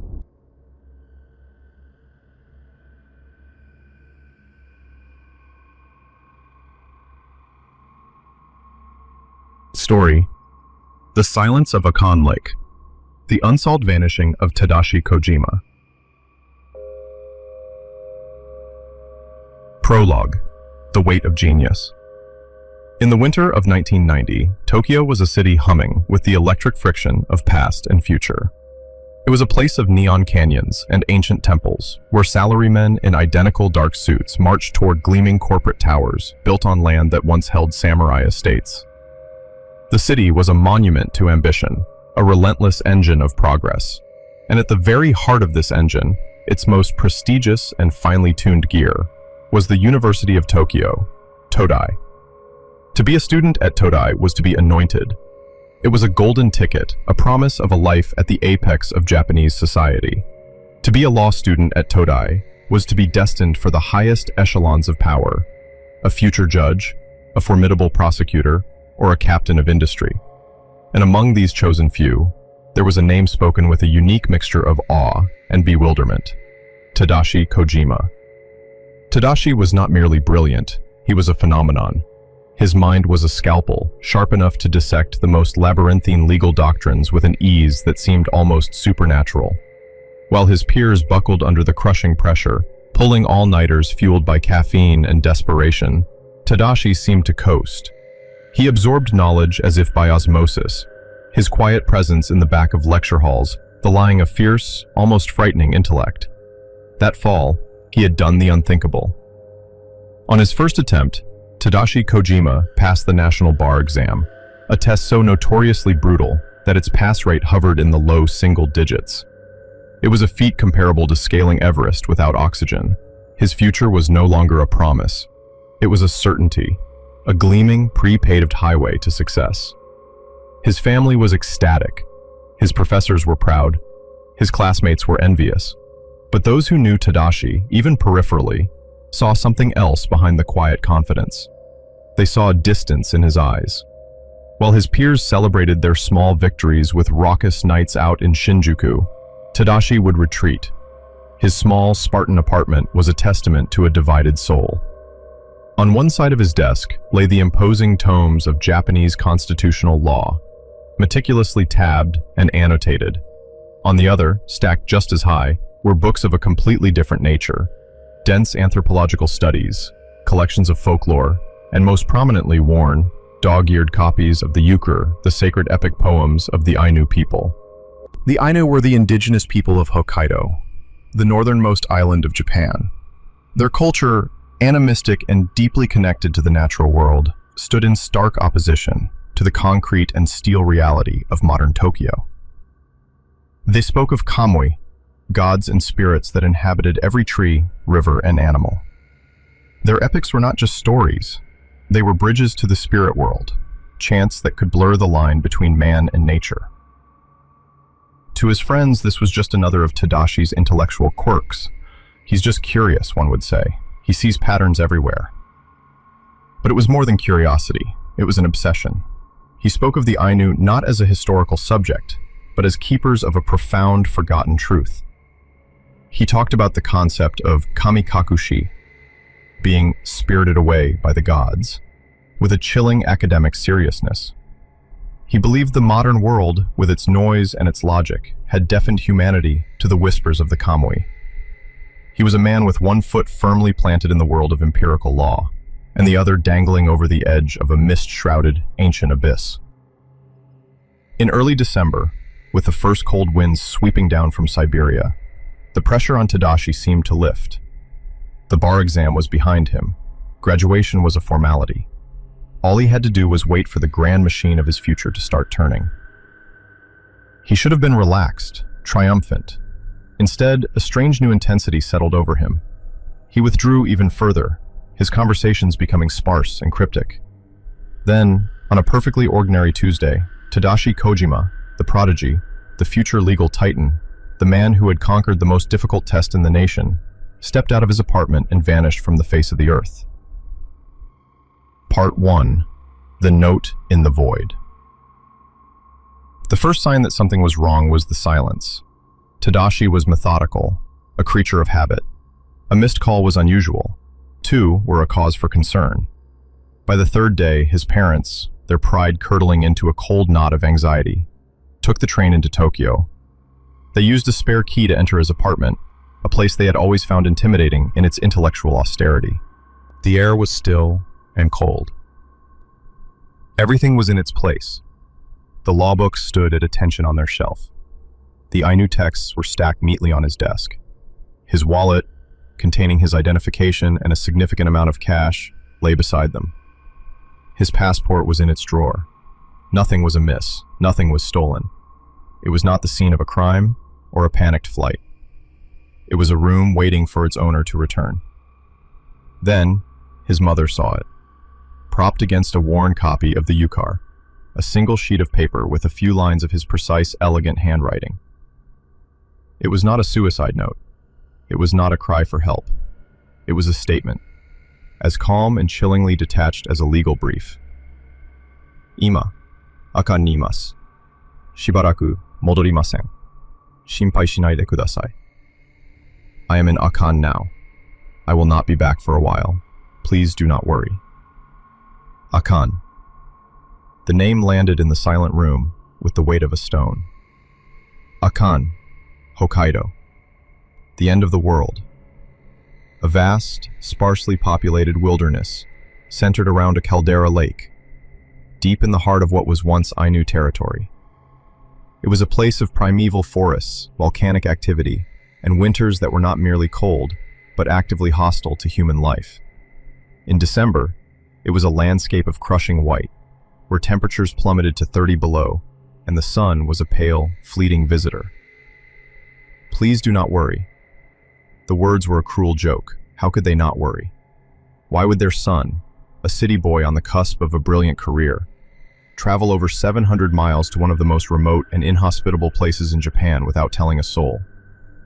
Why would he leave his wallet, his money, his entire future, sitting on his desk? The Tokyo Metropolitan Police were initially dismissive. A young man, a student, taking an unannounced trip after a stressful exam? It was common. He'll be back when his money runs out, the desk sergeant said with a weary sigh. But Tadashi's father, a man of quiet dignity, was firm. My son is not like other young men, he insisted. He does not do things without reason. This is not a vacation. Something is wrong. The note was the key. It was so specific. I am in Akon now. Not I am going to Akon, but I am in Akon. It implied he was already there when the note was found, a physical impossibility. Was it a riddle, a mistake, or was it meant to be read with a different kind of logic? The investigation began, slowly at first, then with gathering urgency as the days turned into a week. Detectives interviewed his classmates. They all said the same thing. Brilliant, reserved, recently obsessed with Ainu folklore. A professor of anthropology, whom Tadashi had consulted, recalled their last conversation. Tadashi wasn't just asking about Ainu traditions. He was asking about the practicalities of their rituals, the specific locations of sacred sites, Ibor, places where the veil between worlds was said to be thin. He spoke of the forest as if it were a sentient being, the professor told the police, his voice low. He was fascinated by the Ainu belief that a powerful kamui, a bear god or a forest spirit, could call to a person, and that if the person was worthy, they could answer that call and cross over. The police officers exchanged uneasy glances. They were men who dealt in facts, in evidence, in the gritty, tangible reality of human crime. They were not equipped for this. It felt like they were investigating not a missing person, but a ghost story. The trail, cold in Tokyo, led them north, to Hokkaido, to Akon. Part 2, the land of the kamui. Detective Wait you are, as well you invested. Detective Kenji Sato was a Tokyo man, born and bred. His world was one of pavement, procedure, and human predictability.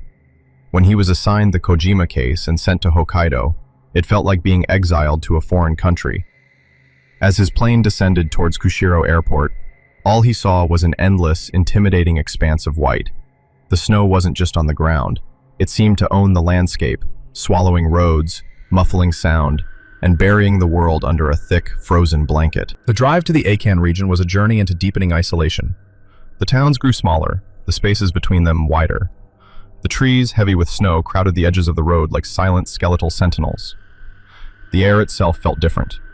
Thinner, colder, and charged with a primitive energy that made the hairs on Sato's arms stand up. The local police precinct was a small, overheated office that smelled of stale coffee and wet wool. The officers there were polite, but skeptical. They were men accustomed to the harsh realities of their environment: frostbite, accidents on icy roads, hikers lost in blizzards. The idea of a brilliant law student coming here to commune with ancient spirits struck them as a city dweller's fantasy. If you came out here unprepared, the grizzled local chief said, gesturing out the window at the swirling snow, the mountain has already taken him. The kami don't need to lift a finger. The cold will do it for them. But Sato was a methodical man. He had the note. He had a name. Tadashi Kojima. He started his work, tracing the ghost. He got his first break at the bus station in Kushiro. A ticket agent, a young woman with a sharp memory, remembered Tadashi. He was different, she said. Not like a tourist. They all have big cameras and colorful jackets. He was just quiet. He wore a dark coat, no hat, no gloves. He looked right through me when he bought his ticket. He was going to Akankon. Akankon, the small resort town on the shore of Lake Akan. It was a place that existed in 2 seasons, a bustling summer haven for tourists and a near-hibernating winter outpost for the hardy few who remained. In December, it was in its slumber. Sato drove to the town, the frozen lake a vast, glaring sheet of white to his left. The volcano, Mount Miyakan, loomed over the landscape, its peak trailing a plume of volcanic steam like a steady, spectral breath. The town itself was hushed, the streets mostly empty, the eaves of the buildings heavy with glistening icicles that looked like jagged teeth. His investigation led him to a small, family-run guest house, a minshuku, tucked away on a side street. The owner, an elderly woman named Mrs. Tanaka, shuffled out to greet him, her face a roadmap of wrinkles. When Sato showed her Tadashi's photograph, she nodded slowly. He stayed here, She said, her voice a dry rustle. 2 nights, a strange boy. Very polite, but his eyes were 1,000 miles away. Sato felt a jolt, the first real connection to his quarry. When was this? What did he do? He arrived 4 days ago, she said, confirming the timeline. He kept to himself. He didn't have much luggage, just a small backpack. He spent his time reading a book. She squinted, one of those old Ainu storybooks. And he would just stare out the window at the lake. For hours, just staring. Did he talk to anyone? Did he say where he was going? Mrs. Tanaka shook her head. He spoke only once, on the morning he left. I asked him if he was going hiking. I warned him about the weather, about the forest. It is not a forgiving place. And what did he say? Sato leaned forward, his pen poised over his notebook. The old woman paused, her gaze drifting towards the window and the white expanse of the frozen lake beyond. He smiled, a very faint smile. He said, "I am not going for a walk. I am going to an appointment." Then he walked out. An appointment? With whom? He didn't say. He just walked toward the lakeshore, where the path to the forest begins. He didn't look back. The trail had led Sato here, to the edge of the known world. Tadashi had been here. He had walked out of this guest house and headed towards the vast, snow-choked Ainu Mosir, the land of human beings, as the Ainu called their world. But it was also the land of the Kamui. Sato, accompanied by a local officer, followed the path Mrs. Tanaka had indicated. It led to the Boka, a series of geothermal mud pots on the lake's edge. The area was a surreal, primordial landscape. The ground steamed and bubbled with geothermal heat, melting the snow in patches and releasing a sulfurous stench into the frigid air. The mud pits gurgled like sleeping beasts. It was a place that felt alive, breathing. This was a known sacred site, an Iwar. They found footprints in a patch of snow near the edge of the forest, partially obscured by new snowfall. A single set of tracks, leading away from the lake, away from the town, and straight into the dense, silent woods. They were the footprints of a man wearing city shoes, completely inadequate for the deep snow. They led into the forest for about 50 yards, and then, inexplicably, they just stopped. It wasn't that they were covered by snow. It wasn't that they turned back. The snow around the last footprint was smooth, undisturbed. It was as if the person who made them had been lifted straight up into the sky. The local officer, a man who had lived his whole life in the shadow of the mountain, made the sign of the cross, a gesture learned from a long-gone missionary. "Kamikakushi," he whispered, the word turning to vapor in the cold air. "Spirited away." Sato, the logical Tokyo detective, felt a cold dread that had nothing to do with the temperature. He stared at the spot where the footprints ended. He saw no signs of a struggle, no drag marks, no blood, no animal tracks. Nothing. Just an impossible, silent, and absolute cessation. The official search began in earnest. Teams of men in bright orange suits fanned out, their shouts absorbed by the sound-dampening snow. They probed the drifts with long poles. They skirted the edges of the frozen lake, where the ice groaned and cracked under their weight. They found nothing. Not a glove, not a scrap of cloth, not a single sign that Tadashi Kojima had ever been there, save for the phantom footprints that led to nowhere. As the days bled into weeks, the search became a grim ritual. Sato stayed, long after the Tokyo brass expected him back. He was obsessed. He walked the perimeter of the forest, the silence pressing in on him. He felt as if he were being watched by the skeletal trees, by the unblinking eye of the frozen lake. He started visiting the local Ainu Cultural Center, speaking to an elder, a man named Eiji, whose face was a mask of serene dignity. Sato showed him Tadashi's photo. Eiji nodded. "I have not seen this young man," he said, his voice deep and resonant, "but I have felt his presence. There is a seeking, a strong one." Desperate, Sato showed him the book Tadashi had been reading, a collection of yukar. Eiji traced the title with a gnarled finger. "This is not a storybook," he said softly. "It is a book of paths. The yukar tell of men who grew tired of the human world, men who heard the song of the kamui and sought to join them. They would go to a sacred place, purify themselves, and chant the epic. They would offer themselves to the spirit of the mountain or the lake or the forest." "And what happened to them?" Sato asked, his voice barely a whisper. Eiji looked at him with ancient, knowing eyes. If the kamui found them worthy, they were accepted. They did not die. They were transformed. They crossed over. Their footprints would end, for they no longer walked on our ground. Part 3. The Echo in the Silence. The official search for Tadashi Kojima was called off in the spring when the great thaw came. The snow receded, revealing the damp, dark earth beneath. The lake ice broke apart with sounds like cannon fire. The forest floor was searched again, meticulously. The lake was dragged. Nothing was ever found. No body, no backpack, no clue. Tadashi Kojima had stepped into the Ainu spirit world and left not so much as a shadow behind. For Detective Kenji Sato, the case became a wound that would not heal. He returned to Tokyo, to the world of logic and reason, but the silence of Akan Lake followed him. He would wake in the night, the image of those footprints ending in the pristine snow burned into his mind. He had closed hundreds of cases in his career, finding bodies, arresting murderers, bringing a grim sense of order back to the world. But this case was different. It defied order. It mocked logic. It was a perfect, horrifying vacuum. He retired a few years later, a man haunted by a question he could never answer. For Tadashi's family, the years that followed were a unique kind of hell. There was no funeral, no grave to visit. There was only an empty room, a cryptic note, and an abyss of not knowing. His mother kept his room exactly as he had left it, dusting the law books and the Ainu text, waiting for a son who was neither alive nor dead, but eternally lost in the space between.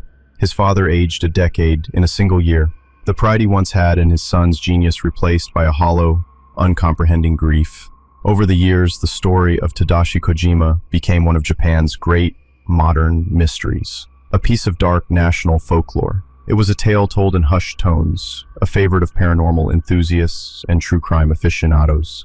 Theories swirled like the Hokkaido snow. The rationalists proposed their explanations. Perhaps he had a psychotic break from the pressure, his brilliant mind finally snapping. Maybe he fell into a volcanic fissure hidden beneath the snow, his body instantly consumed. Or perhaps the most mundane and yet somehow unbelievable theory, that he had orchestrated it all.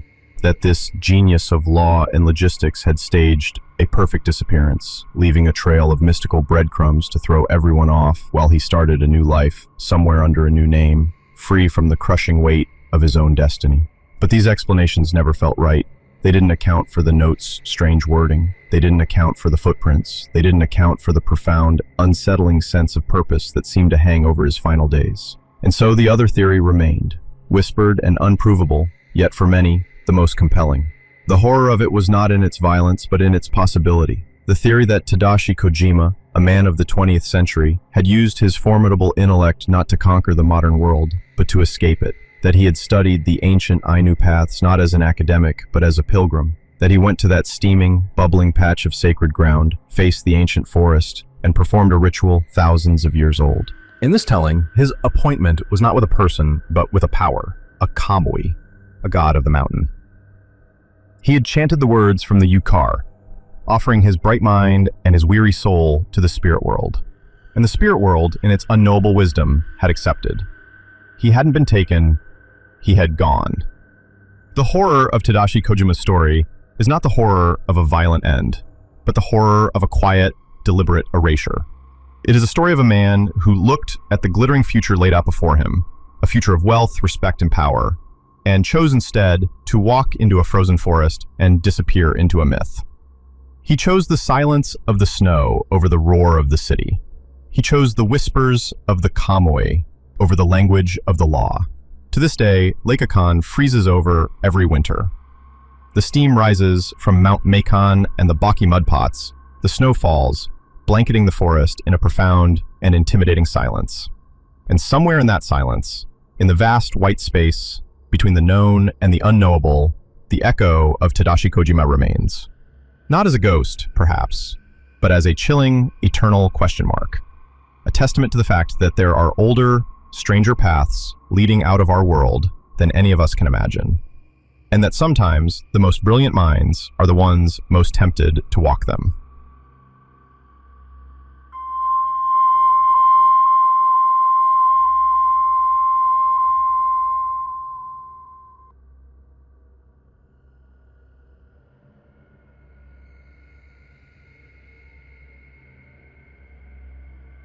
Story: The Weeping Maria of Hachioji.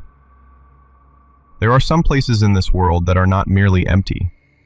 They are waiting.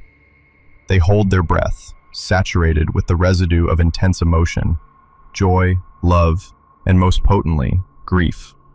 They are wounds on the landscape, and if you press on them, they bleed memories. I know this because I have stood inside such a wound, a place where concrete and faith had crumbled into a tomb of forgotten promises. I am a photographer, but what I captured there cannot be developed on film or stored on a memory card. It was imprinted on me, a psychic scar that still aches when the night is too quiet. The story, like all good ghost stories, began on the internet. I was living in Tokyo at the time, an American expatriate chasing a dream of capturing the hidden Japan, the Japan that exists in the silent spaces between the neon-lit frenzy of the city and the serene beauty of the countryside. I was a haikyoist, an urban explorer. My passion was for ruins, for the beautiful melancholic decay of man-made structures reclaimed by nature. I'd explored abandoned schools, defunct pachinko parlors, and forgotten hospitals. But the Hachioji Royal Church was different. It was a legend in the Haikyo community. Online forums whispered its name with a mixture of reverence and fear. The pictures were intoxicating.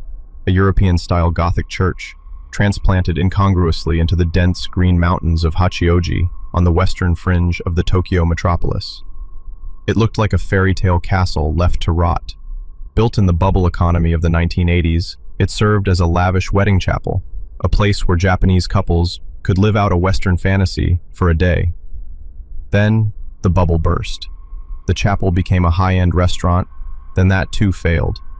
And so it was abandoned, left to the elements and the stories. But it wasn't the crumbling spires or the shattered stained glass windows that held the community in its thrall. It was the centerpiece of its mythos, the statue of the Virgin Mary, the Weeping Maria.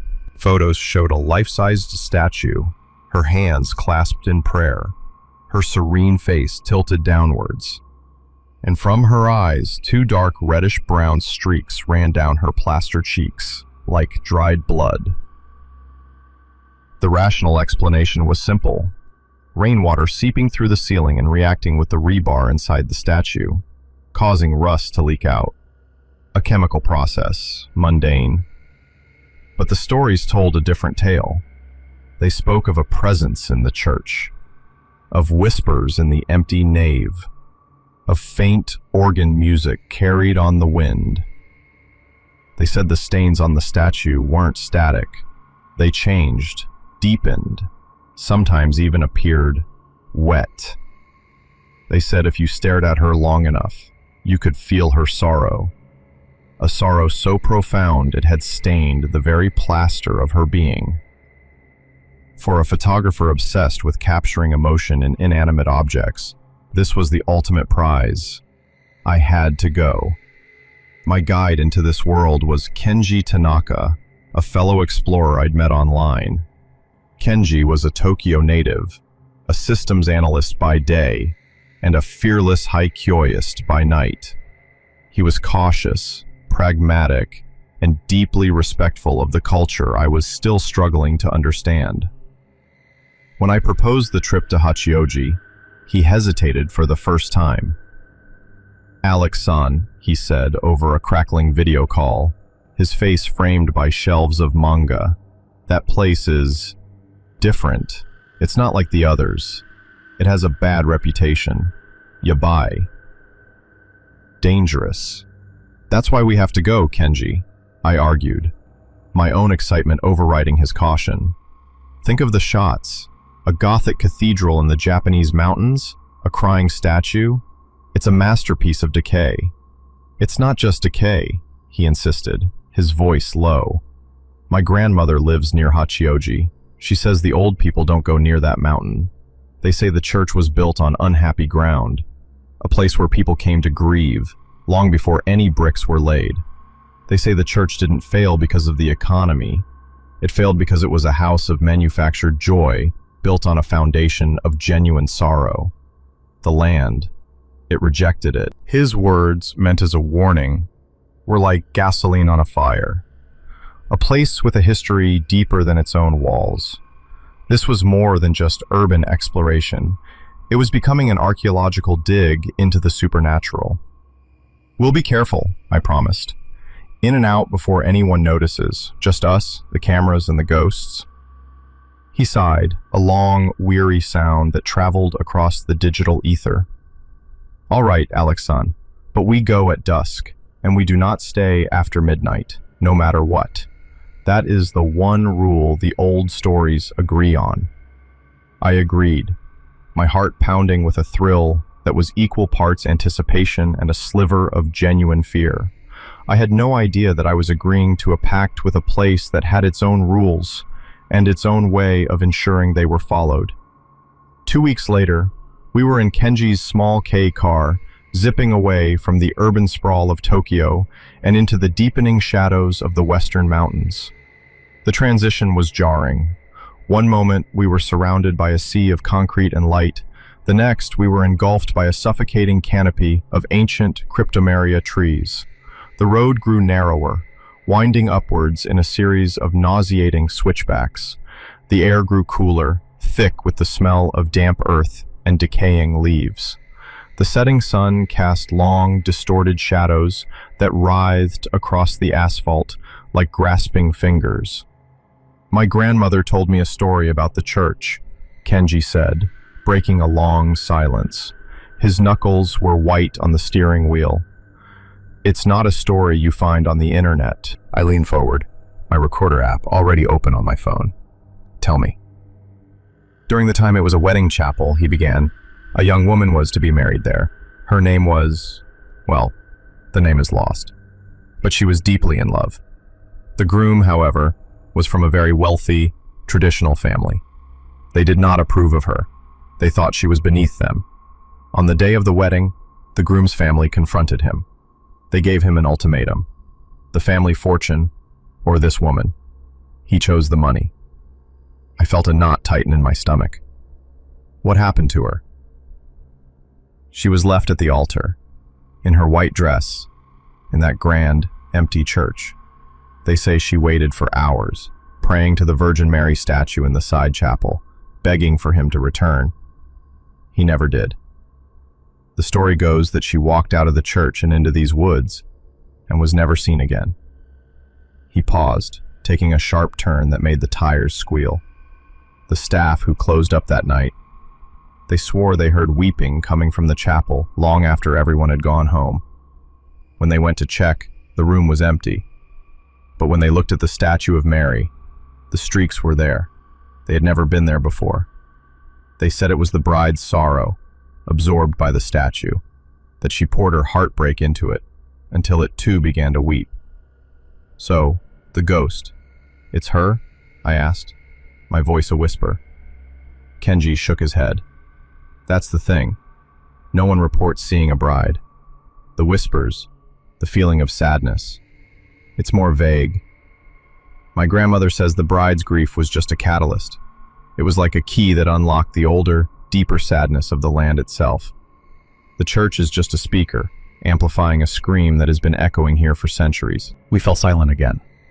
The road ahead was now little more than a dirt track overgrown with weeds. Finally, Kenji pulled the car over, tucking it into a small, hidden clearing. He killed the engine. The sudden silence was absolute, a physical pressure against my eardrums. Outside the car, the world was a tapestry of gray and black. "We walk from here," he said, his voice tense. "Stay close." We grabbed our backpacks, filled with cameras, lenses, flashlights, and water. As I stepped out of the car, the cold hit me. It was a damp, penetrating cold that had nothing to do with the autumn air. It felt ancient. The woods around us were unnervingly still. No birds, no insects. Just the faint rustle of our own movements. We walked for 10 minutes, following a barely there path. The forest floor was a soft carpet of moss and mud, and then, through a break in the trees, I saw it. The Hachioji Royal Church rose out of the gloom like a skeletal beast. Its twin spires clawed at the bruised twilight sky. The Gothic arch of the main entrance was a gaping maw, its heavy wooden doors splintered and askew. Stained glass windows, meant to depict saints and angels, were now shattered, leaving only jagged, empty eyes that stared out into the darkness. Ivy snaked up the stone walls, a green circulatory system trying to reclaim the dying body. It was magnificent and terrifying. It was everything I had hoped for and more. "Kenji, it's perfect," I breathed, raising my camera. "Don't get comfortable," he muttered, his flashlight beam dancing nervously across the facade. "Let's find a way in." The front door looked sealed. We circled the building, our footsteps crunching on gravel and broken glass. The air was thick with the holy trinity of decay: mold, rot, and stagnant water. Around the back, we found our entrance. A large service window for the former restaurant's kitchen, its glass long gone. The opening was about 5 feet off the ground. "I'll boost you up," Kenji said. "Be ready for anything. Rats, snakes, worse." I nodded, my heart thudding against my ribs. He laced his fingers together, and I placed my boot in his hands. With a grunt, he heaved me upwards. I scrambled through the opening, my camera bag banging against the frame, and dropped with a thud onto a grimy, tiled floor. I was in. The immediate sensation was one of displacement. The smell intensified tenfold, a sickeningly sweet perfume of rot mixed with the metallic tang of rust. And the cold, it was a living thing in here. A profound, cellular cold that seemed to emanate from the stone itself. I flicked on my powerful headlamp, its beam cutting a stark white cone through the oppressive darkness. I was in the kitchen. Stainless steel counters were furry with a patina of grime and mildew. Pots and pans lay scattered, as if dropped in a hurry. A thick layer of dust and cobwebs coated everything, preserving the scene like a coat of varnish. I helped Kenji through the window, and for a moment we just stood there, acclimatizing to the profound silence within the church's walls. It was a silence that felt curated. It wasn't empty, it was full of listening. "Okay," I whispered, more to myself than to him. "Let's see the main hall." We moved through a set of swinging doors, our flashlight beams crossing like searchlights in the gloom. We entered what must have been the reception hall, a grand, sweeping staircase, its carpet now a mottled tapestry of green and black mold, curved up into darkness. Tables lay overturned. A desiccated floral arrangement sat on the floor, its petals like flakes of dried blood. High above, a crystal chandelier, choked with cobwebs, looked like a captured jellyfish. Every footstep echoed unnaturally in the cavernous space. Every creak of a floorboard sounded like a gunshot. My photographer's eye was in overdrive, seeing compositions of decay everywhere, but a more primal part of my brain was screaming. Every shadow seemed to stretch a little too long, every corner seemed a little too dark. "Alex-san." Kenji's voice was a tight hiss. "Did you hear that?" "Hear what?" I asked, panning my light around the room. "It's just the wind." "There's no wind in here," he said flatly, and then I heard it. Faint. So faint, I thought I was imagining it. It sounded like music. The distant, melancholic notes of a pipe organ. It was impossible. The church had been without power for decades. The organ, if it even still worked, would be a wreck. "It's the acoustics," I said, my own voice lacking conviction. "Sound from the highway carrying up the mountain, echoing in here." Kenji didn't look convinced. He clutched the small omomori, a protective charm from a shrine that hung from his backpack. "Let's go to the main chapel, then the Maria statue. Then we leave." His urgency was infectious. We moved quickly through an arched hallway, our beams revealing peeling paint and water stains that looked like weeping faces on the walls. We pushed through a set of heavy double doors and stepped into the nave. The sight made me gasp. It was a scene of breathtaking desecration. Rows of wooden pews covered in a thick blanket of dust, sat like silent parishioners awaiting a sermon that would never come. At the far end, the altar stood defiantly, though the cross behind it had long since fallen. But it was the light that was so stunning. The last vestiges of twilight filtered through the shattered stained glass windows, casting fractured jewel-toned patterns across the floor, blood red, sapphire blue, and emerald green. The dust motes dancing in these beams of light looked like lost souls. I lifted my camera, the click of the shutter an obscene violation of the hallowed silence. I took shot after shot, moving down the central aisle, trying to capture the sheer scale of the beautiful ruin. Kenji stayed by the doors, a sentinel scanning the oppressive darkness of the galleries above us. That's when the organ music returned. Louder this time. A mournful, disjointed melody. It wasn't coming from any specific direction. It seemed to be emanating from the very air, a resonant frequency of the church's own sorrow. "Okay," I said, lowering my camera. "I hear it now. That is not the wind." My blood ran cold. My logical mind was scrambling for an explanation. A squatter with a battery-powered keyboard? A prank? But the sound was too rich, too full. It had the deep, bass tones that only a real pipe organ could produce. And it was infused with an almost unbearable sadness. Thud. The sound came from the upper gallery to our left. A heavy, definitive sound, like a hymn book being dropped on a wooden floor. Kenji and I froze, our flashlights instantly snapping up to pinpoint the source. The beam illuminated a balcony filled with more pews and an ocean of darkness behind them. Nothing, just dust and shadows. "We are not alone," Kenji whispered, his voice trembling. My bravado was gone, replaced by a cold, sharp-edged fear. The thrill of the exploration had curdled into a primal need to survive. Every instinct was telling me to run, but the photographer, the storyteller in me, was still chained to the purpose of our visit. "The statue," I said, my voice barely a croak. "We came for the statue. It's in a side chapel, right? Let's find it. 5 minutes, then we're gone." He nodded, his face a pale mask in the gloom. We found a smaller archway off the main altar, leading into a more intimate space. The air in this corridor was perceptibly colder, the smell of damp stronger. This was the heart of the decay. As we stepped through, the organ music abruptly stopped. The silence that rushed in to fill the void was somehow worse. It was heavy, expectant. We entered the side chapel.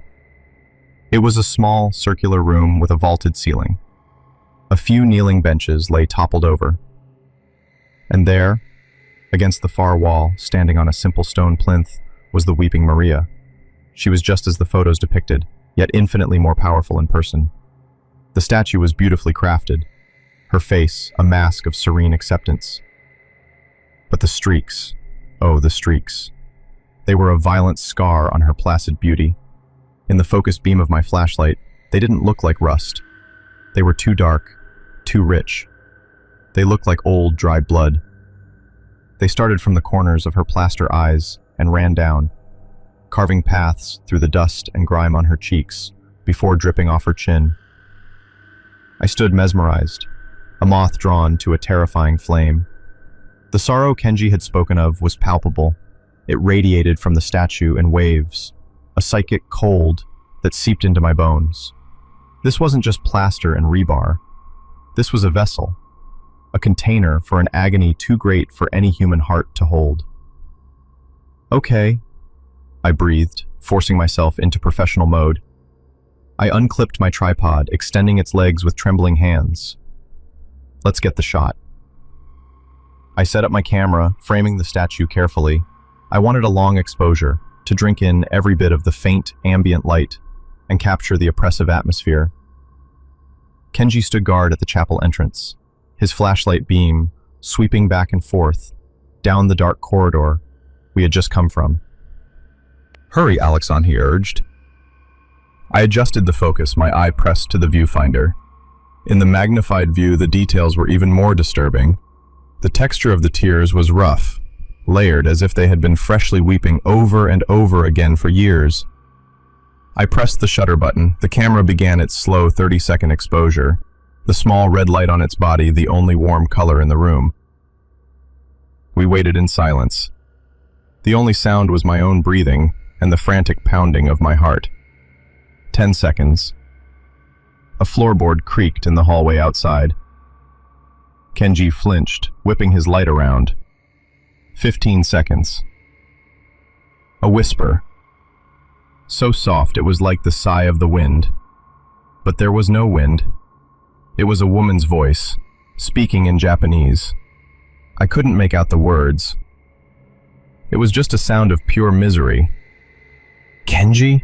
I hissed, not daring to move and ruin the shot. "I hear it," he replied, his voice strained. "It's close." 25 seconds. The whispering grew slightly louder, coalescing into a single heartbreaking phrase, repeated over and over. "Watashi no kodomo doko?" My Japanese was far from perfect, but I knew those words. I had heard them in a dozen tearful dramas and movies. My child, where? The story Kenji told me about the jilted bride, it was wrong. Or incomplete. This wasn't the grief of a spurned lover. This was something deeper, older, more primal. The grief of a mother who has lost her child. Click.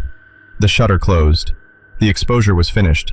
My hands were shaking so badly I almost dropped the camera. "Did you hear that?" I asked, my voice cracking. "We are leaving now," Kenji said. He was already backing out of the chapel. "Alex, now!" But I couldn't. I was frozen, my gaze locked on the statue. I had to get one more shot, a close-up, with a flash. To document the streaks, to prove to myself they were just rust. "One more," I said, my voice sounding distant to my own ears. I detached the camera from the tripod, raised it, and aimed the lens directly at Maria's face. I pressed the button. The flash was blinding. For a split second, the entire room was bleached in a harsh clinical white light, and in that fraction of a second I saw it. It wasn't an illusion. It wasn't a trick of the light.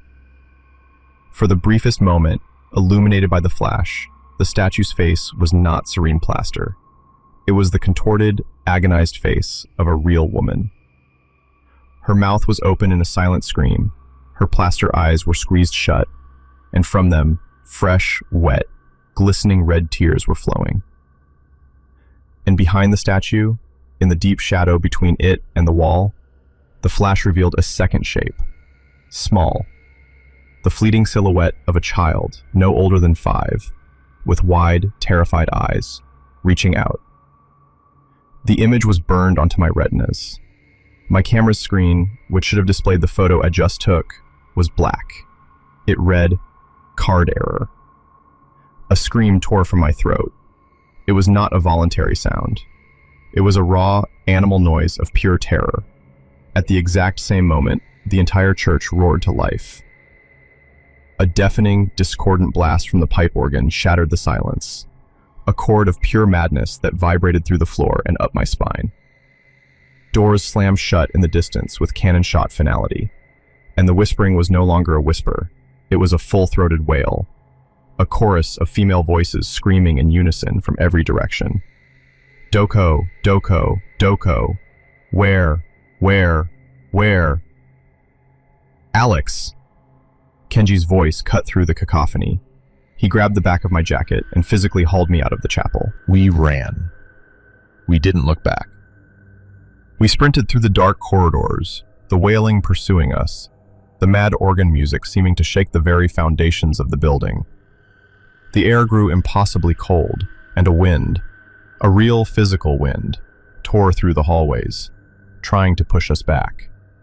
We burst into the main nave. The colored light from the windows was gone, replaced by an inky, impenetrable blackness.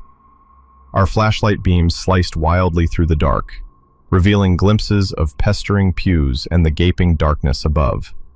A loud crash echoed from the upper gallery. I risked the glance upwards. One of the heavy wooden pews was tumbling over the balcony, end over end. crashing onto the stone floor below with a sound like splintering bone, right where we had been standing moments before. The entity in this church was no longer just sad. It was furious. It knew we had seen its secret, and it wanted to keep us. We scrambled towards the back of the church, towards the kitchen and our only escape. The swinging doors flew open before we reached them, as if inviting us into the next phase of the nightmare. In the kitchen, the pots and pans we'd seen earlier were now rattling and shaking on the steel counters, clattering against each other in a terrifying poltergeist symphony. Kenji, smaller but faster, was already at the window, scrambling to get out. I was right behind him, my lungs burning, my mind a white-hot blank of terror. As I put my hands on the windowsill to pull myself up, I felt it. A touch. Ice-cold fingers brushed against the back of my neck. It was a delicate, searching touch, full of a desperate, sorrowful longing, and a voice, no longer a scream but a soft, intimate whisper, right beside my ear. It wasn't in Japanese this time. It was in perfect, unaccented English, a language it should have no reason to know. "Have you seen him? My little boy!" I screamed and threw myself through the window, tumbling blindly into the wet leaves and mud outside, not caring how I landed. Kenji was already on his feet, pulling me up. We didn't stop. We ran blindly through the woods, branches whipping at our faces, the sounds from the church, the organ, the wailing, the crashing, pursuing us like a physical force. We didn't stop running until we collapsed against the side of Kenji's car, gasping for air, our bodies trembling uncontrollably. For a long time, neither of us spoke. The only sounds were our own ragged breaths and the frantic, terrified thumping of our own hearts. The forest around us was silent again, as if holding its breath after the violent outburst. Finally, Kenji fumbled for his keys, his hands shaking so much it took him 3 tries to get the key in the ignition. The engine roared to life, and the headlights cut through the darkness, illuminating the path away from that cursed mountain. He slammed the car into gear, and we sped away, leaving the Hachioji Royal Church to its grief and its rage, swallowed by the night. We never spoke of what happened. Not on the silent, tense drive back to Tokyo, nor in the days that followed. There was nothing to say. We had gone looking for a ghost story and had become part of it. The line between observer and participant had been erased. My photos from that night are technically perfect. They are beautiful, haunting images of decay. The one of the nave, with the dust motes and the colored light, has won awards in small online competitions. But they are lies. They capture the shell, not the soul. They show an empty building, when I know, with every fiber of my being, that it was occupied. The long exposure I took of the statue is chilling. In the gloom, the streaks on her face look undeniably like tears of blood. But it's a static image. It doesn't scream. It doesn't move. And the photo I took with the flash, the one that caused the eruption, the memory card was fried. I took it to 3 different data recovery specialists in Akihabara. They all said the same thing. The card wasn't just corrupted. It was as if it had been hit by a massive electromagnetic pulse. There was nothing to recover. A part of me was relieved. I don't know what I would have done if I had a clear picture of what I saw in that split second of blinding white light. I stopped urban exploring after that. The thrill was gone, replaced by a deep, abiding respect for the unseen. Some doors are closed for a reason. Some secrets are meant to be kept. About a year later, I saw a small news item on a Japanese website. The Hachioji Royal Church, after years of being a dangerous nuisance and an attractive spot for trespassers, had been demolished. The article included a photo. Where the skeletal spires once clawed at the sky, there was now just a flattened patch of dirt and gravel, surrounded by the indifferent green of the forest. They had torn it down. They had silenced the organ, shattered the altar, and broken the weeping Maria into 1,000 pieces. My first feeling was one of relief. The wound had been cauterized. The haunting was over. But then, a colder, more disturbing thought settled in my mind. You can demolish a building, but can you demolish a grief that is soaked into the land itself? You can smash a plaster statue, but what happens to the agony it contained? They didn't destroy the ghost, they just evicted it. And sometimes, late at night, when my apartment is too quiet and the city outside is asleep, I think about that. I think about a sorrow so powerful it could stain stone and animate the air. A mother's grief, set loose from its prison of plaster and rot, now free to wander the dark woods of Hachioji. And I wonder if, somewhere out there on that lonely mountain, a heartbroken spirit is still whispering into the night, asking every lost soul who passes by the same eternal question. Have you seen my child?